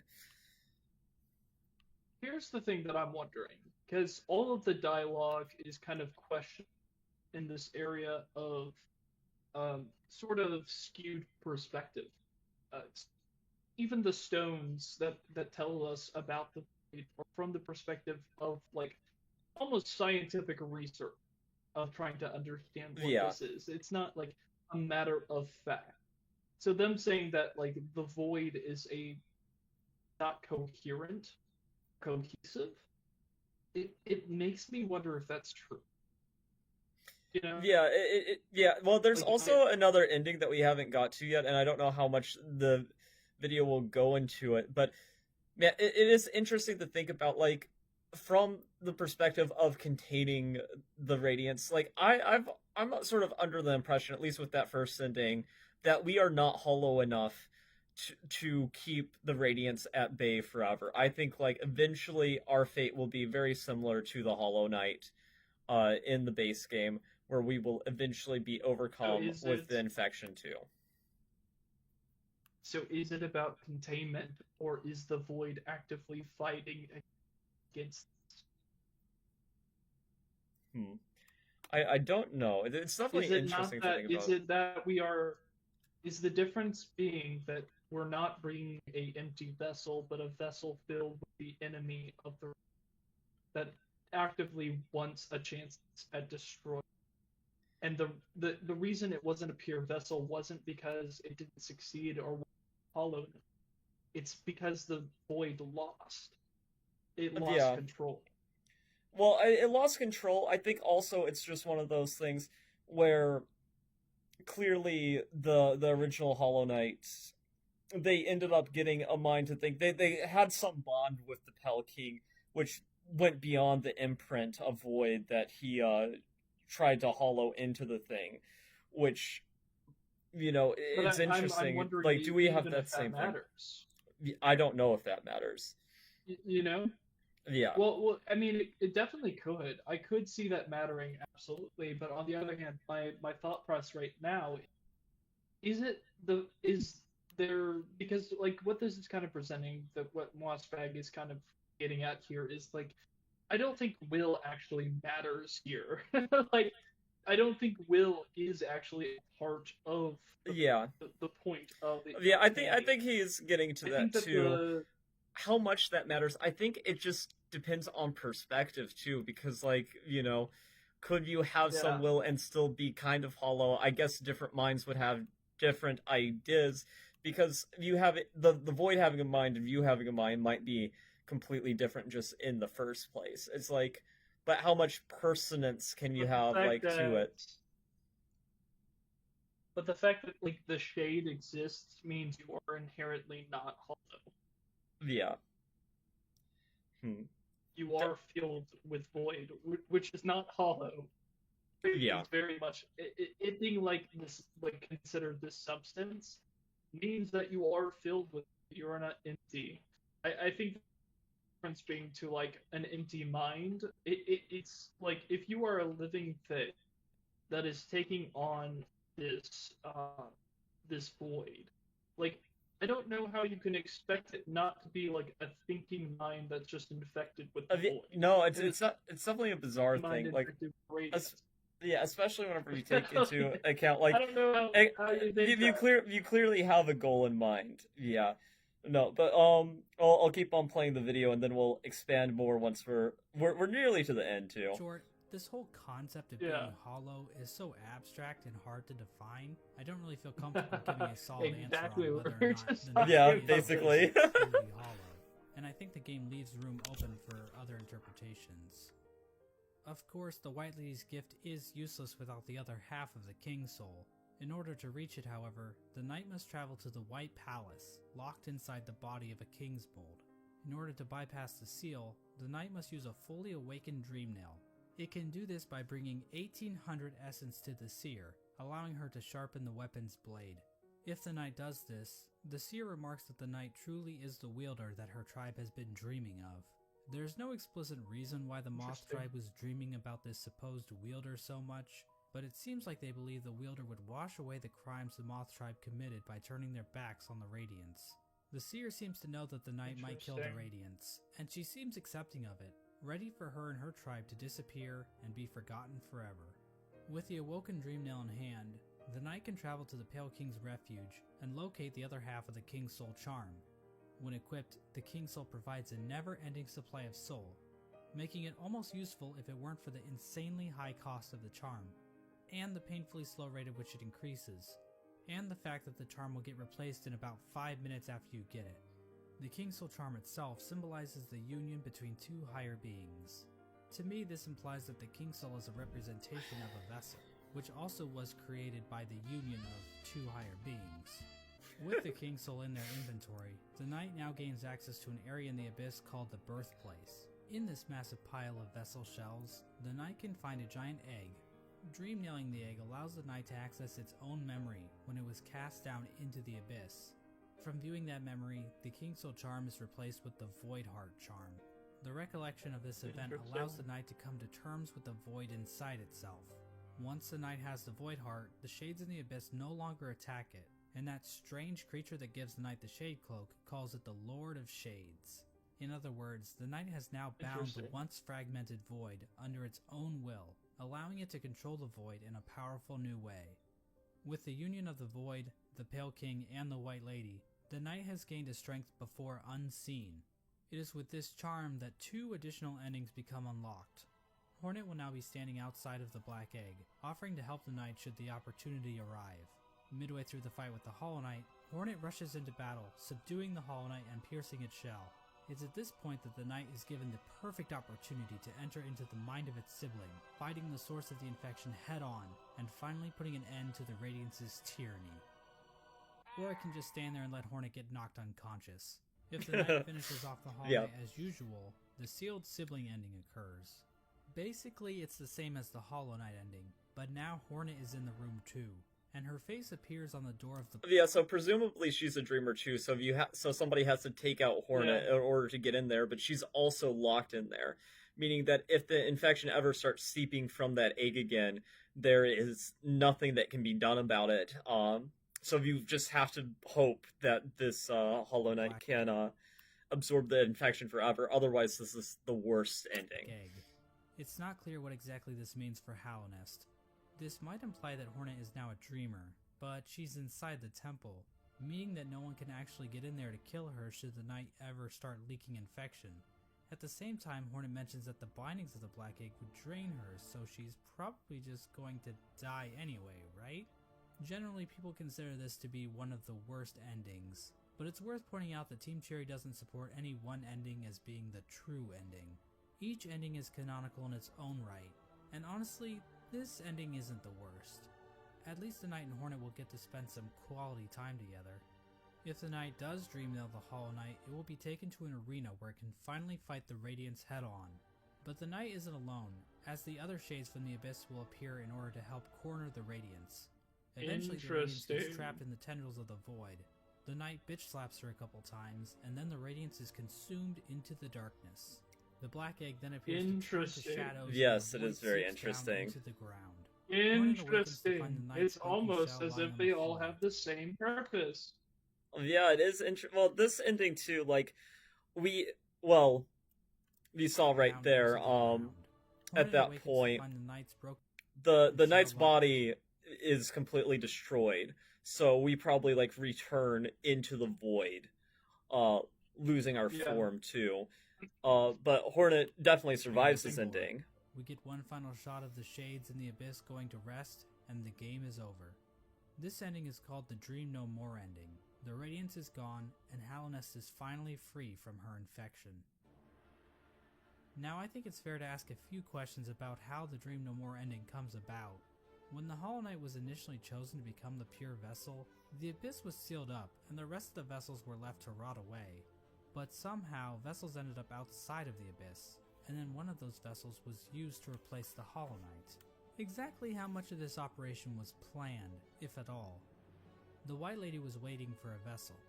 Did she have any communication with Hornet? Hornet was guarding the King's Brand, the only way for a vessel to enter the abyss. How did she know it was necessary to guard the King's Brand from weaker vessels?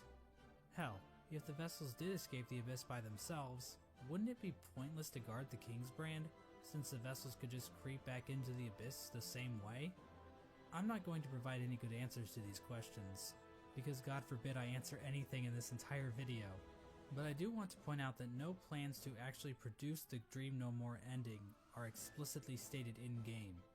So we can only speculate as to whether or not the White Lady or Hornet, or maybe even the Pale King, knew that they could defeat the Radiance by creating a Lord of Shades, like the Knight. Regardless, the next two endings were definitely not planned. In fact, the last two endings that were added in the Godmaster update almost feel out of place. The Godseekers basically hijack everything to the point where you don't even have to enter the Temple of the Black Egg to beat the game. That's like beating Mario Bros without ever seeing Bowser. But on the other hand, the Godmaster endings basically reinforce that Hallownest does not exist in a vacuum, which can help the world of Hollow Knight feel more real. Because what else is reality but just a bunch of random chaotic stuff happening all the time? If the Knight finds the Godseeker in the Junk Pit, it will be able to enter her mind and refight all the bosses in the game. This is part of the Godseeker's ritual. They basically attune to the resonance of gods through ritual combat. This allows them to ascend their minds higher, and eventually, through the use of godly focus, achieve communication with the god sleeping in Hallownest's heart, the Radiance. Now I know what you're thinking. That's a pretty convoluted little religious practice they have going on here. What's next? Are they going to start measuring the Knight's Theon levels? It's pretty complicated, but the point is, these Godseekers have some serious capabilities to fuck things up in Hallownest, as we're about to see. As the Knight makes it further and further through the four Pantheons, the Godseekers get closer and closer to making contact with the Radiance, locked away inside the Hollow Knight. At the end of the fourth Pantheon, the Radiance makes herself aware in this strange reunion cutscene between the vessels.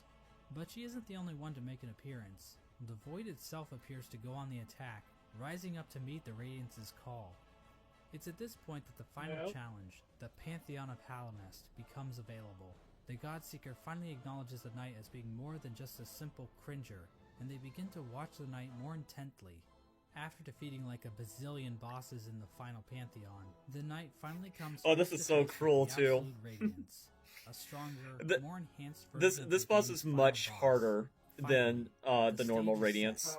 After roughly 40 minutes of intense agony and tedious boss battles, the Knight has finally reached the ultimate enemy, responsible for the destruction of Hallownest. Truly, this will be a battle for the ages.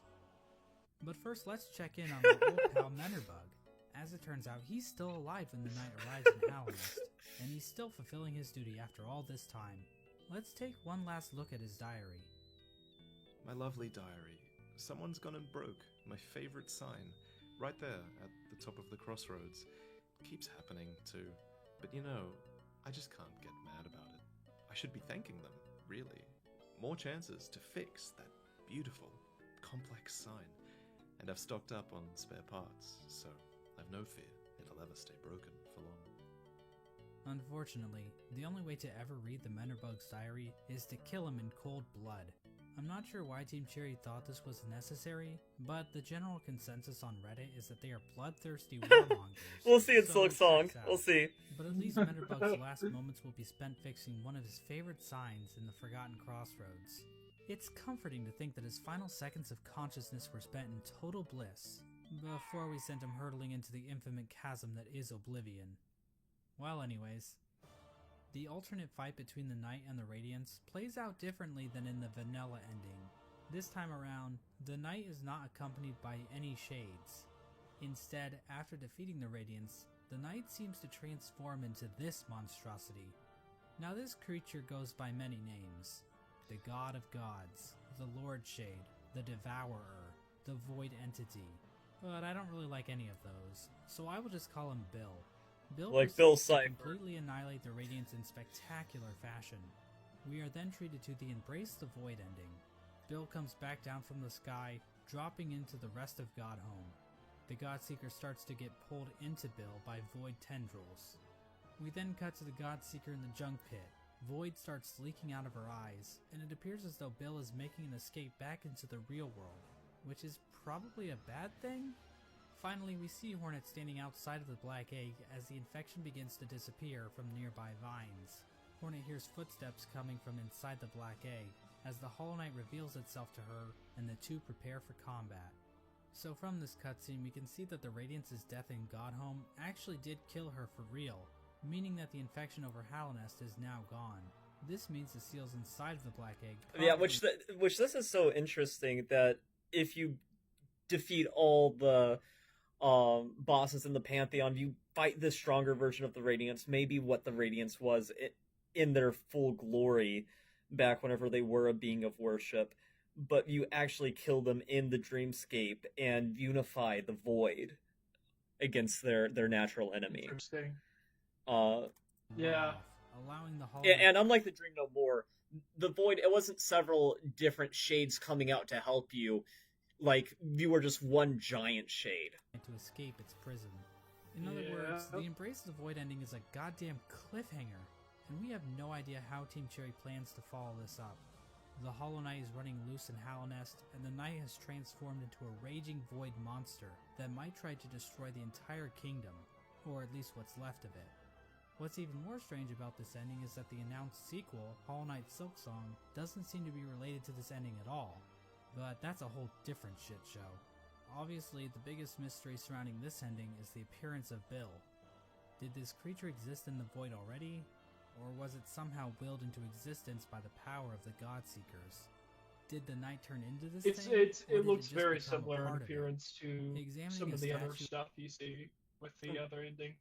Yeah, it of does. this creature and Just a other smaller forms of the version Knight of it. grant the player a Hunter's Journal entry for an ancient artifact called the Void Idol, which might imply this creature might have been Timing. worshipped by the ancient civilization. But again, that's pure speculation. We don't know what this worship of Void exactly looked like. Maybe the Void they worship took the form of something more sinister. There is one thing we know about this monster, though. It's weak to flowers. Yeah, Yes, this things. delicate flower, I As it don't turns even know out, what to those make of delicate this. flowers that Zamir has stockpiled up her ass are actually useful for something. They contain a strange power that even deters the White Lady from touching one. The Godseeker, however, is dumb enough to accept a flower from the Knight. If the player does this, instead of Void being released out into the world, this flower pulls a no you, and the Godseeker and Void disappear into thin air. The Yeah, I flower- never knew what to make of this ending. The fact that the flower just itself is absorbs described the as giving void. off a pale light, which appears to connect it to the pale beings. Like I said before, pale beings appear to be some form of top-tier gods. As of right now, we are only aware of two, the Pale King and the White Lady, but the fact that Zamir brought these pale flowers from a faraway land implies that there are definitely more of them out there. Another small hint of the existence of pale beings are the pale ore items that can be found all over Hallownest. Did these come from the Pale King, or possibly some other pale being? And what exactly are they? Are they poop? In general, the Godmaster endings appear to be doing a lot of setup for future Hollow Knight content. Like I said before, Hollow Knight SilkSong doesn't seem to connect to these events on the surface, so we are in a bit of a bind when trying to discuss what these endings actually mean for the greater narrative Team Cherry is building. There's definitely a lot more to consider about what the Pale Beings are and what properties they possess. And we also have plenty of questions surrounding the Void and how bugs have interacted with it in the past. It almost feels like we are looking through a keyhole, trying to grasp onto the totality of Team Cherry's creation.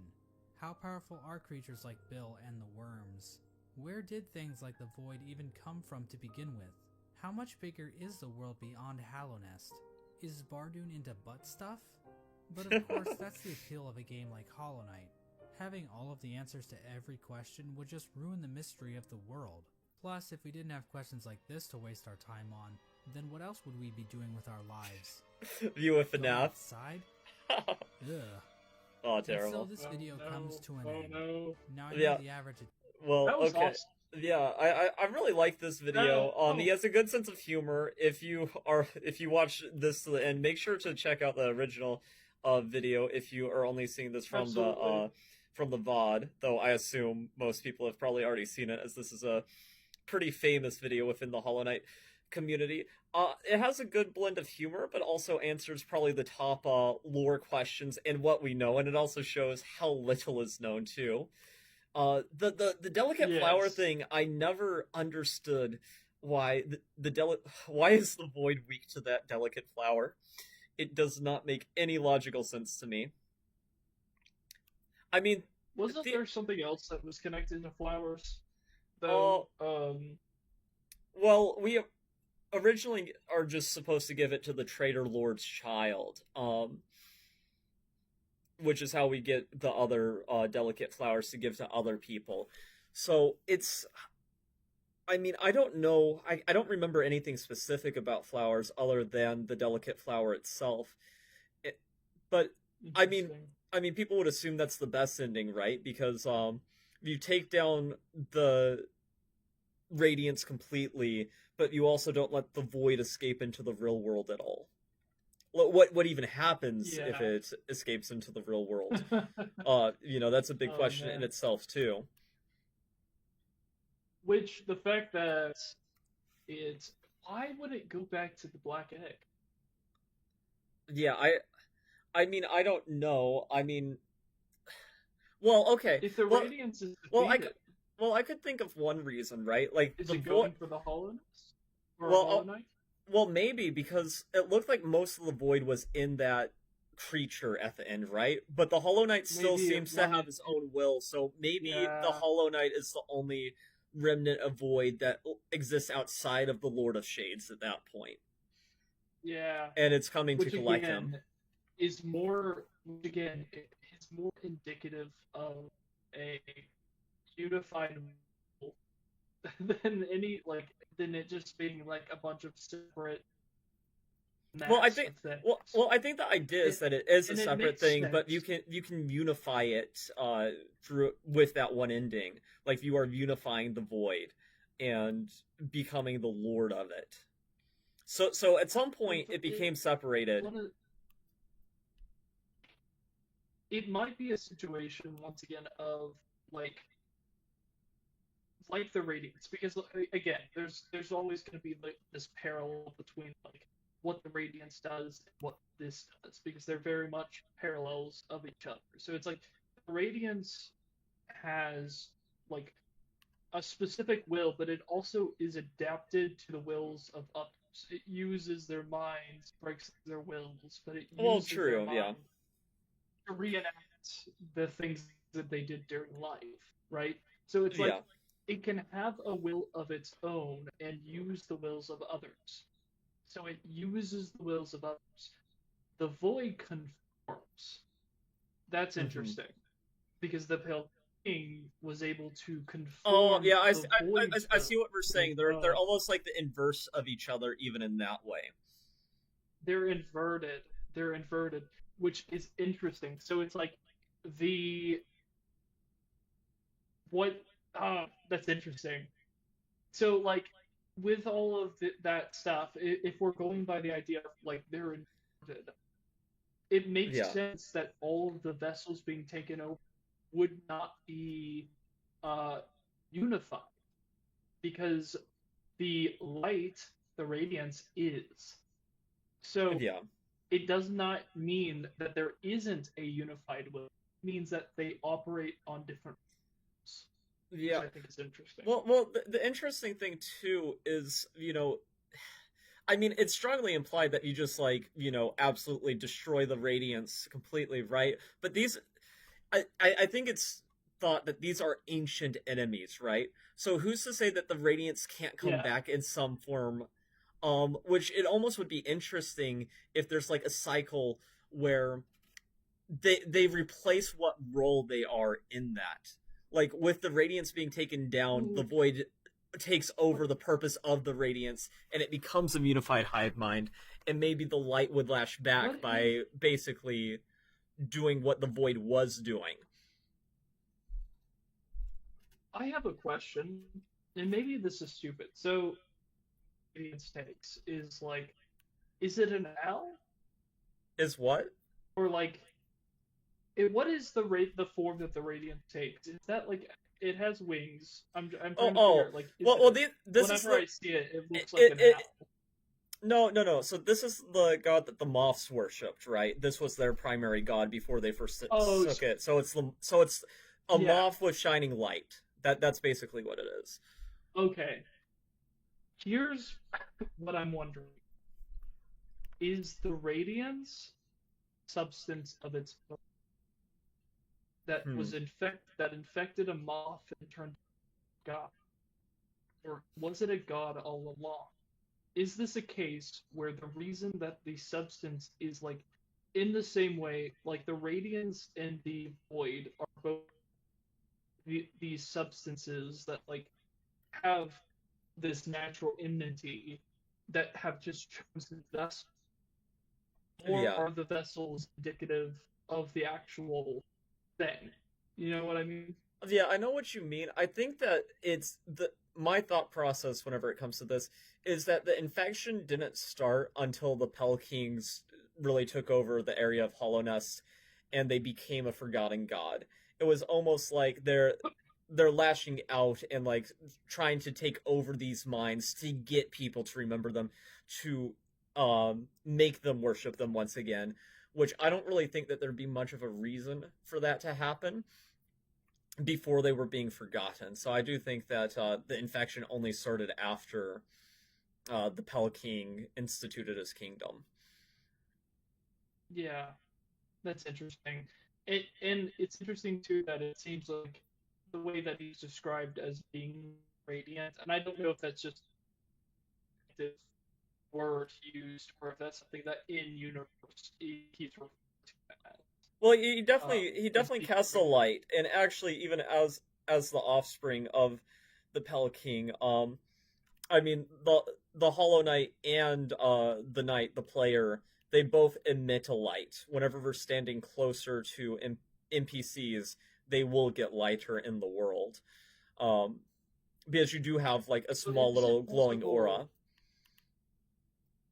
Well, too, is how connected is let me think, because you have the worms, and it's possible that the reason that the worms have foresight is because they are connected to the radiance.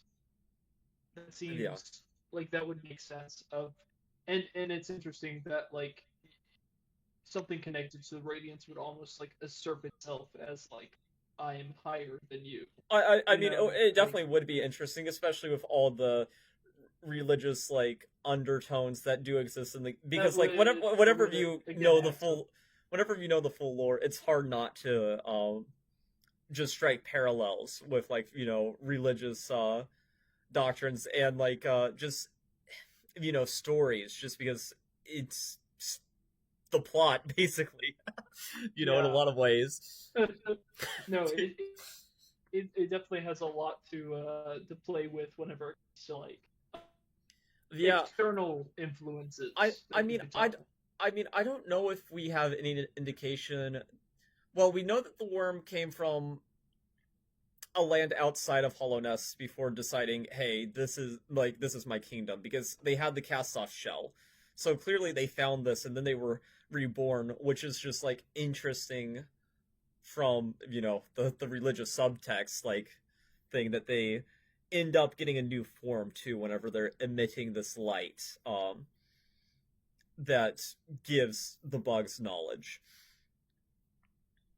Yeah, interesting. I wanted to look at something because the way that the worm was spelled is interesting. It is WYRM. I don't know if that is a reference to anything, but it is a little bit different. It is a... Hold on, I'm looking at something. So, it's a reference to a Germanic mythology folklore. It's a Oh, okay. dragon, which is interesting. Which I don't know if that's connected or anything. But like, it sounds like something from like mythology. I mean, I wouldn't be Yeah. surprised if it was connected in some way Uh, because there's just so much, just so much lore. I'm glad that I'm not yeah. undertaking, doing a Hollow Knight mind map because I think it would be Oh very gosh. difficult too, especially with how I feel like it's a lot like FNAF in that way, where there's probably people who are very passionate against certain theories and also very passionately for certain theories. And the all endings are canon. It's just going to be interesting how people are taking that with SilkSong, especially if SilkSong is not a prequel. Um, because logically, in my mind, it's like, okay, well, the ending where Hornet gets sealed with us, how could that be a sequel to Hollow Knight? Just doesn't make sense. Um, Yeah. Yeah. We'll see. We'll see. I'm interested to see how it goes. Like what all we get in. hmm Oh well, I guess this is interesting too, since this is your first time. I know a lot of the like story beats, but was there anything that really surprised you about the lore video? And would this be I like thought. where you would have thought the puzzle pieces would have fit together with the information that you knew?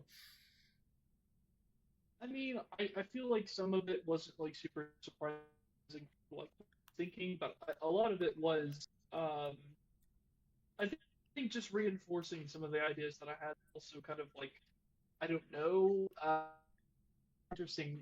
The kind of I think I find like the void and the dynamic between like the void and the radiance like to be the most interesting Yeah, dynamic as far as like the story. Um, that's really interesting. it is interesting. I mean, I definitely like in my headcanon too, like the abyss where you see like the cast off shells in the ancient basin. I assume that that was a civilization that was there long before Hollow Nest was ever there. And I wonder if so much exposure to void killed most of those bugs out because you see some creatures that have like black like void dripping from them, and it's like, well, the average bug, I guess, probably would die if they were consumed with void. So making a civilization based on that, how long did they exist pre Hollow Nest before their civilization fell Yeah, apart? Which is definitely it's interesting. interesting.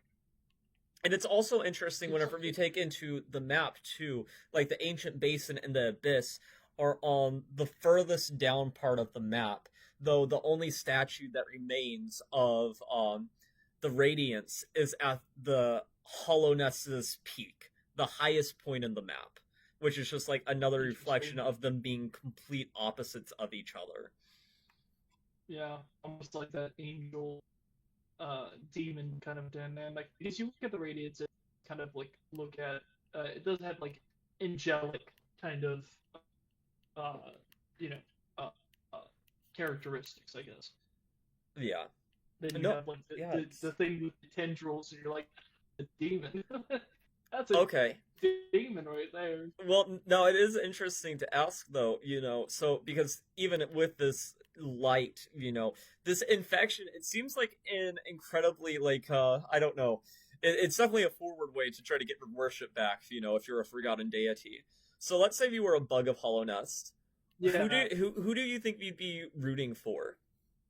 Do you think that you'd be Team Radiance or Team Void? I I can't think about the void without thinking about like my fan made the concept in FNAF where Yeah. like it's the void. Yeah.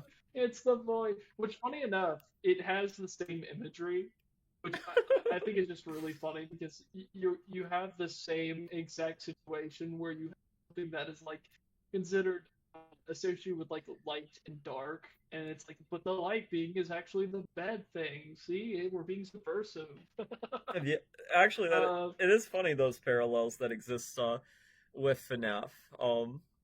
Yeah, and it's like you can if you just like merge those things together, you will be strong and win through the power of friendship. Well, it's Which also I don't think is the message of this game.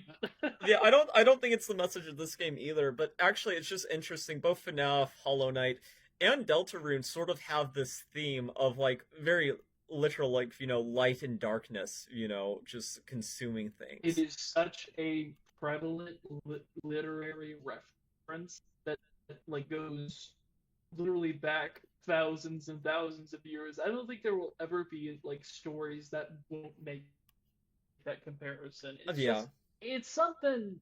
It's just there. It's an easy way to like show the dynamic of duality that I think works really well.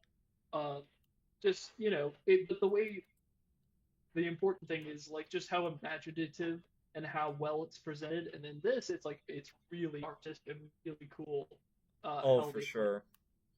Hmm. And also just the kind of the mystery of like, is this thing mindless or does it have a will? Is it like, are they just Yeah. mindlessly just having a little cat fight? Well, With each well, other, this is being like, this is no, interest.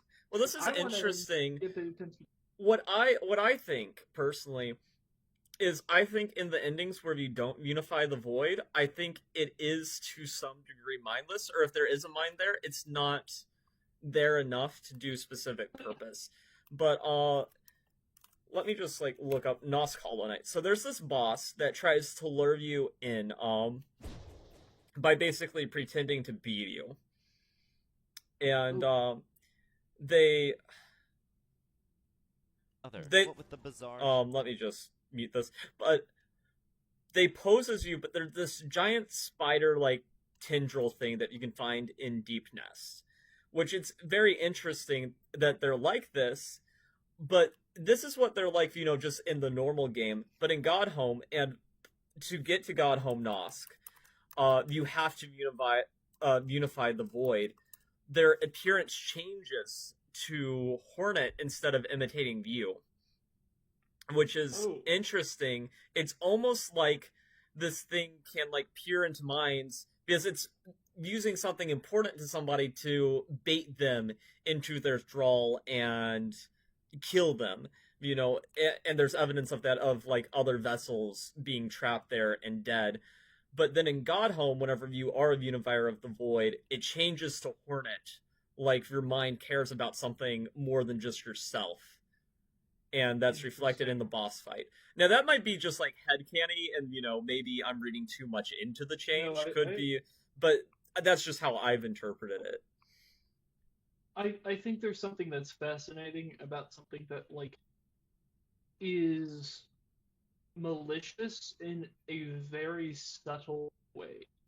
Yeah. That is like, because to me it's so much more interesting whenever you have, and it's like, oh, this thing is mindless and it can be adaptive to anything. Like we could use this. Yes. And that's the thing that sets off my alarms is like, hey, this stuff, it can easily adapt to my will, and I can use it and transform things and make them hollow and empty and mindless, and this isn't gonna go bad. Yeah, But that then sounds it's not. suspicious. Yeah, it does sound it does Yeah, sound really bad. but like it's interesting too, the fact that like the entire reason this all happened was because of the Pit King. Like all of this was his fault. 'Cause, like, Yeah. the moths were satisfied just serving their god, and like the Radiants just, I mean, like it's a god at this point, Yeah. so it's like Yeah, it's just like, get a yeah, little bit of attention. I want to be. You don't want to anger the gods. Well, it's not just the Pell King's fault, right? Because the moths turned on their original god and, got tempted by this new light. Though I guess you could say how much of that is how much of that is a moth's fault, because, moths in the real world, if there is a light source that is there, they will just go towards it. They're almost mindless in that way. I was gonna say that they are mindlessly attracted to the light, which is it's a fun, again. It's all about how you play with it, and I love them playing with like the actual tendencies of like bugs and applying that to like thematic storytelling. Oh yeah, That's so it's good. very clever. Um, it's also interesting whenever you consider the the idea of like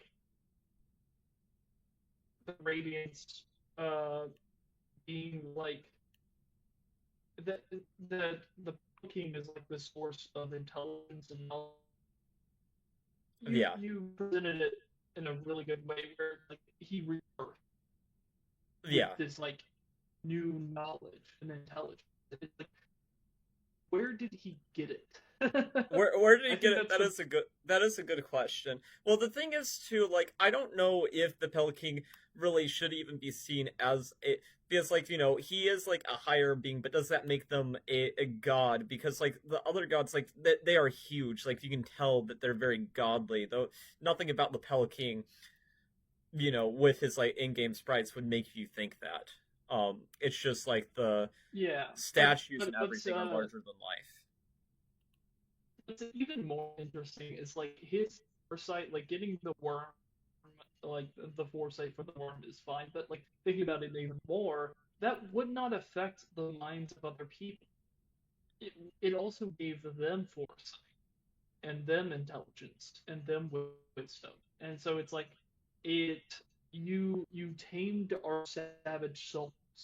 It's Yes. specifically allocating the privilege of them being able to think for themselves, to like live for themselves, to not be mindless, to the Pale King. Like the Pale King is the source of it all.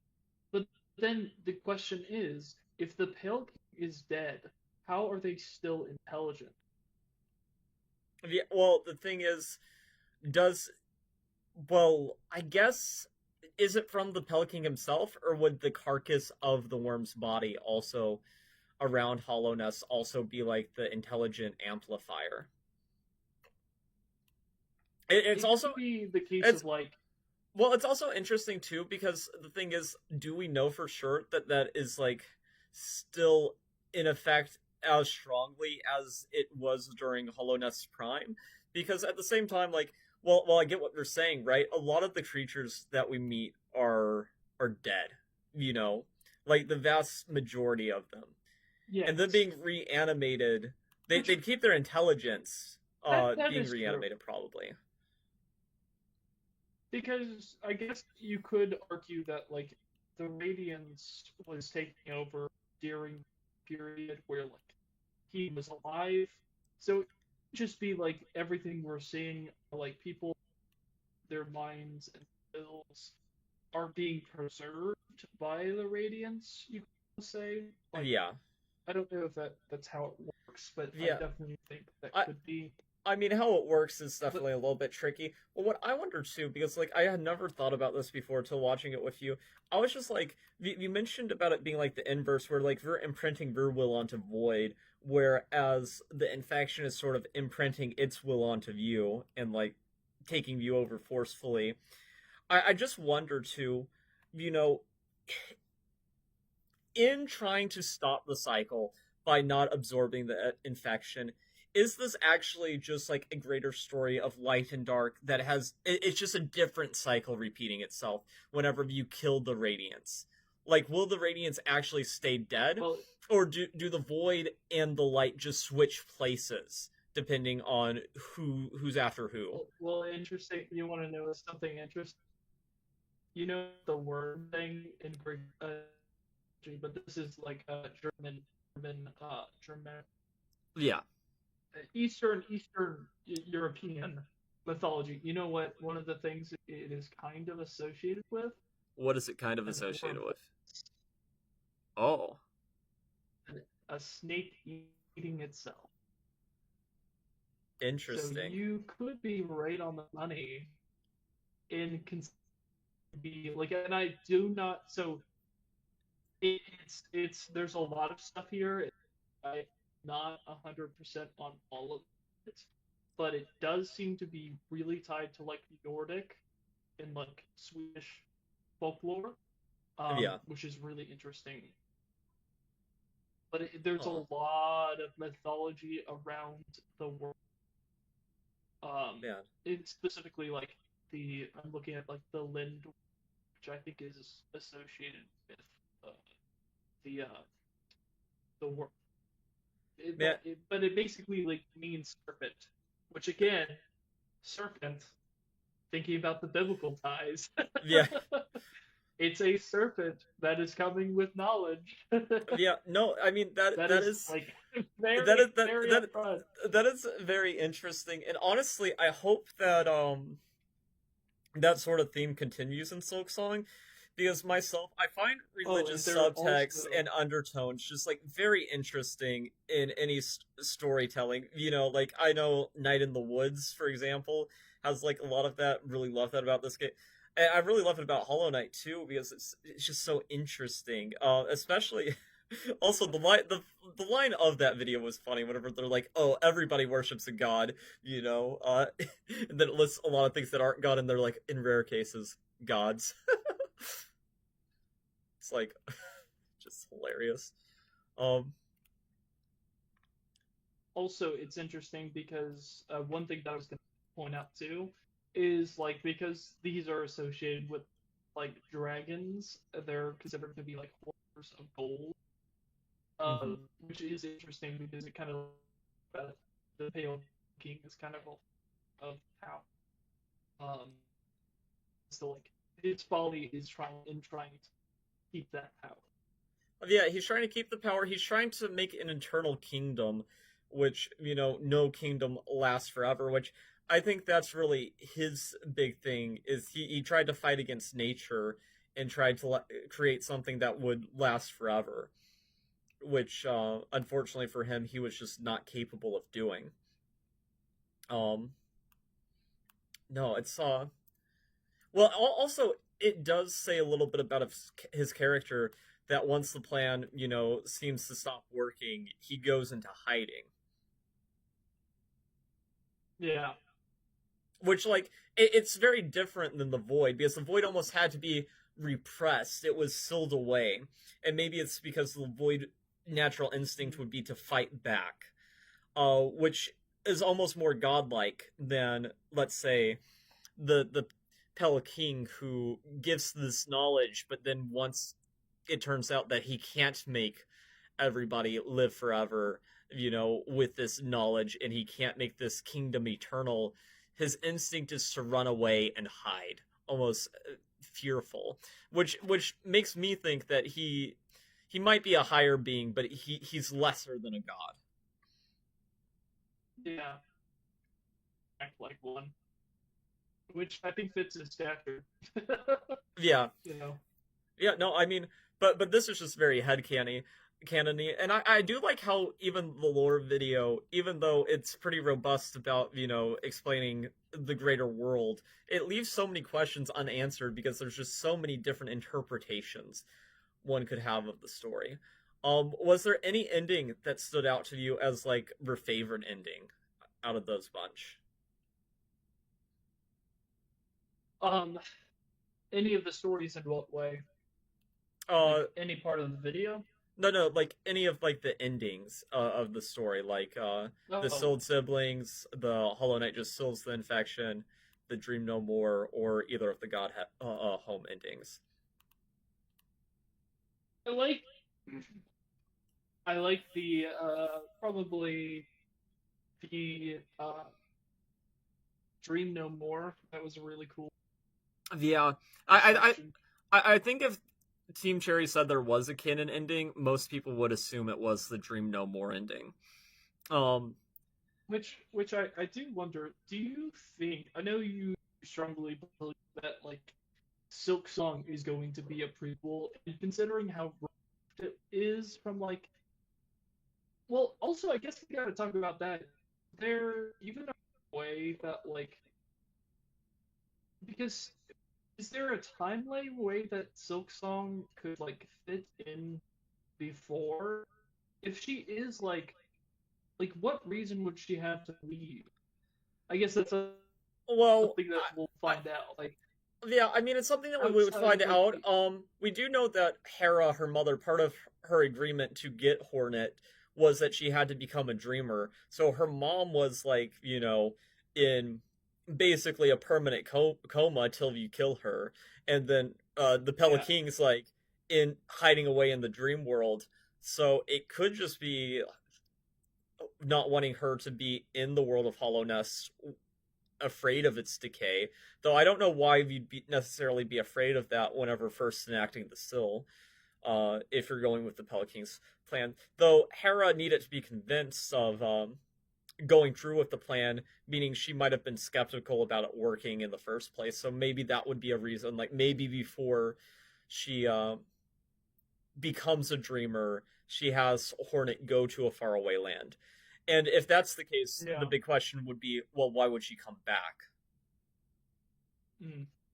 Interesting. Yeah. I don't know. There's a lot of things that I'm curious. Because I know. I could think of reasons for her I know to you go. don't want I just don't spoils. know. Yeah, I don't want spoilers on SilkSong. I have not even watched the trailer. I could find out because IGN did release the good like first 17 minutes, which includes like boss battle. And Well, being a couple, I could just look at it. and be like, you could just look at it. Myself, I haven't even watched the trailer. Just I had a friend tell me what the release date was. I was very. I just want to explore everything myself because certain parts of Hollow Knight I did know going in, and myself, I'm like, man, it probably would have been better had I just discovered those things on my own. Though I did avoid a lot of spoilers. I do wonder if this is actually just the stuff from the dip. Which I think would make sense considering like reviewers haven't gotten it yet. Yeah. Unless they have. Like, I don't think so. Well, no, I don't think any reviewers got it. I think the only thing you mentioned that the original backers of Hollow Knight might. I wonder if they already have it. I don't think so, but maybe. Yeah, I don't think so. It would probably be like just a day or two early. I don't imagine it. Yeah, being like, I mean, all together it's like about 20 they shown between they released like 2 videos. Well. Now that we're like sort of up to date with the lore, like, do you agree with my assessment that like a prequel's more likely than a sequel? Because I just don't see how some of those endings you would have it be like the Silt sibling ending. Like, how does Hornet get out of the black egg?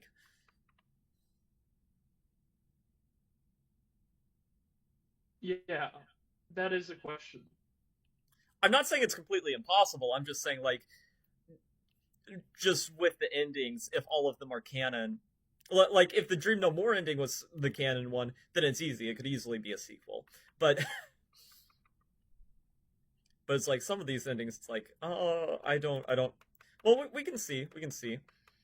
Or I guess you're right. You mentioned that it could be like sort of like a Legend of Zelda situation where there's like 3 timelines that do exist, and like,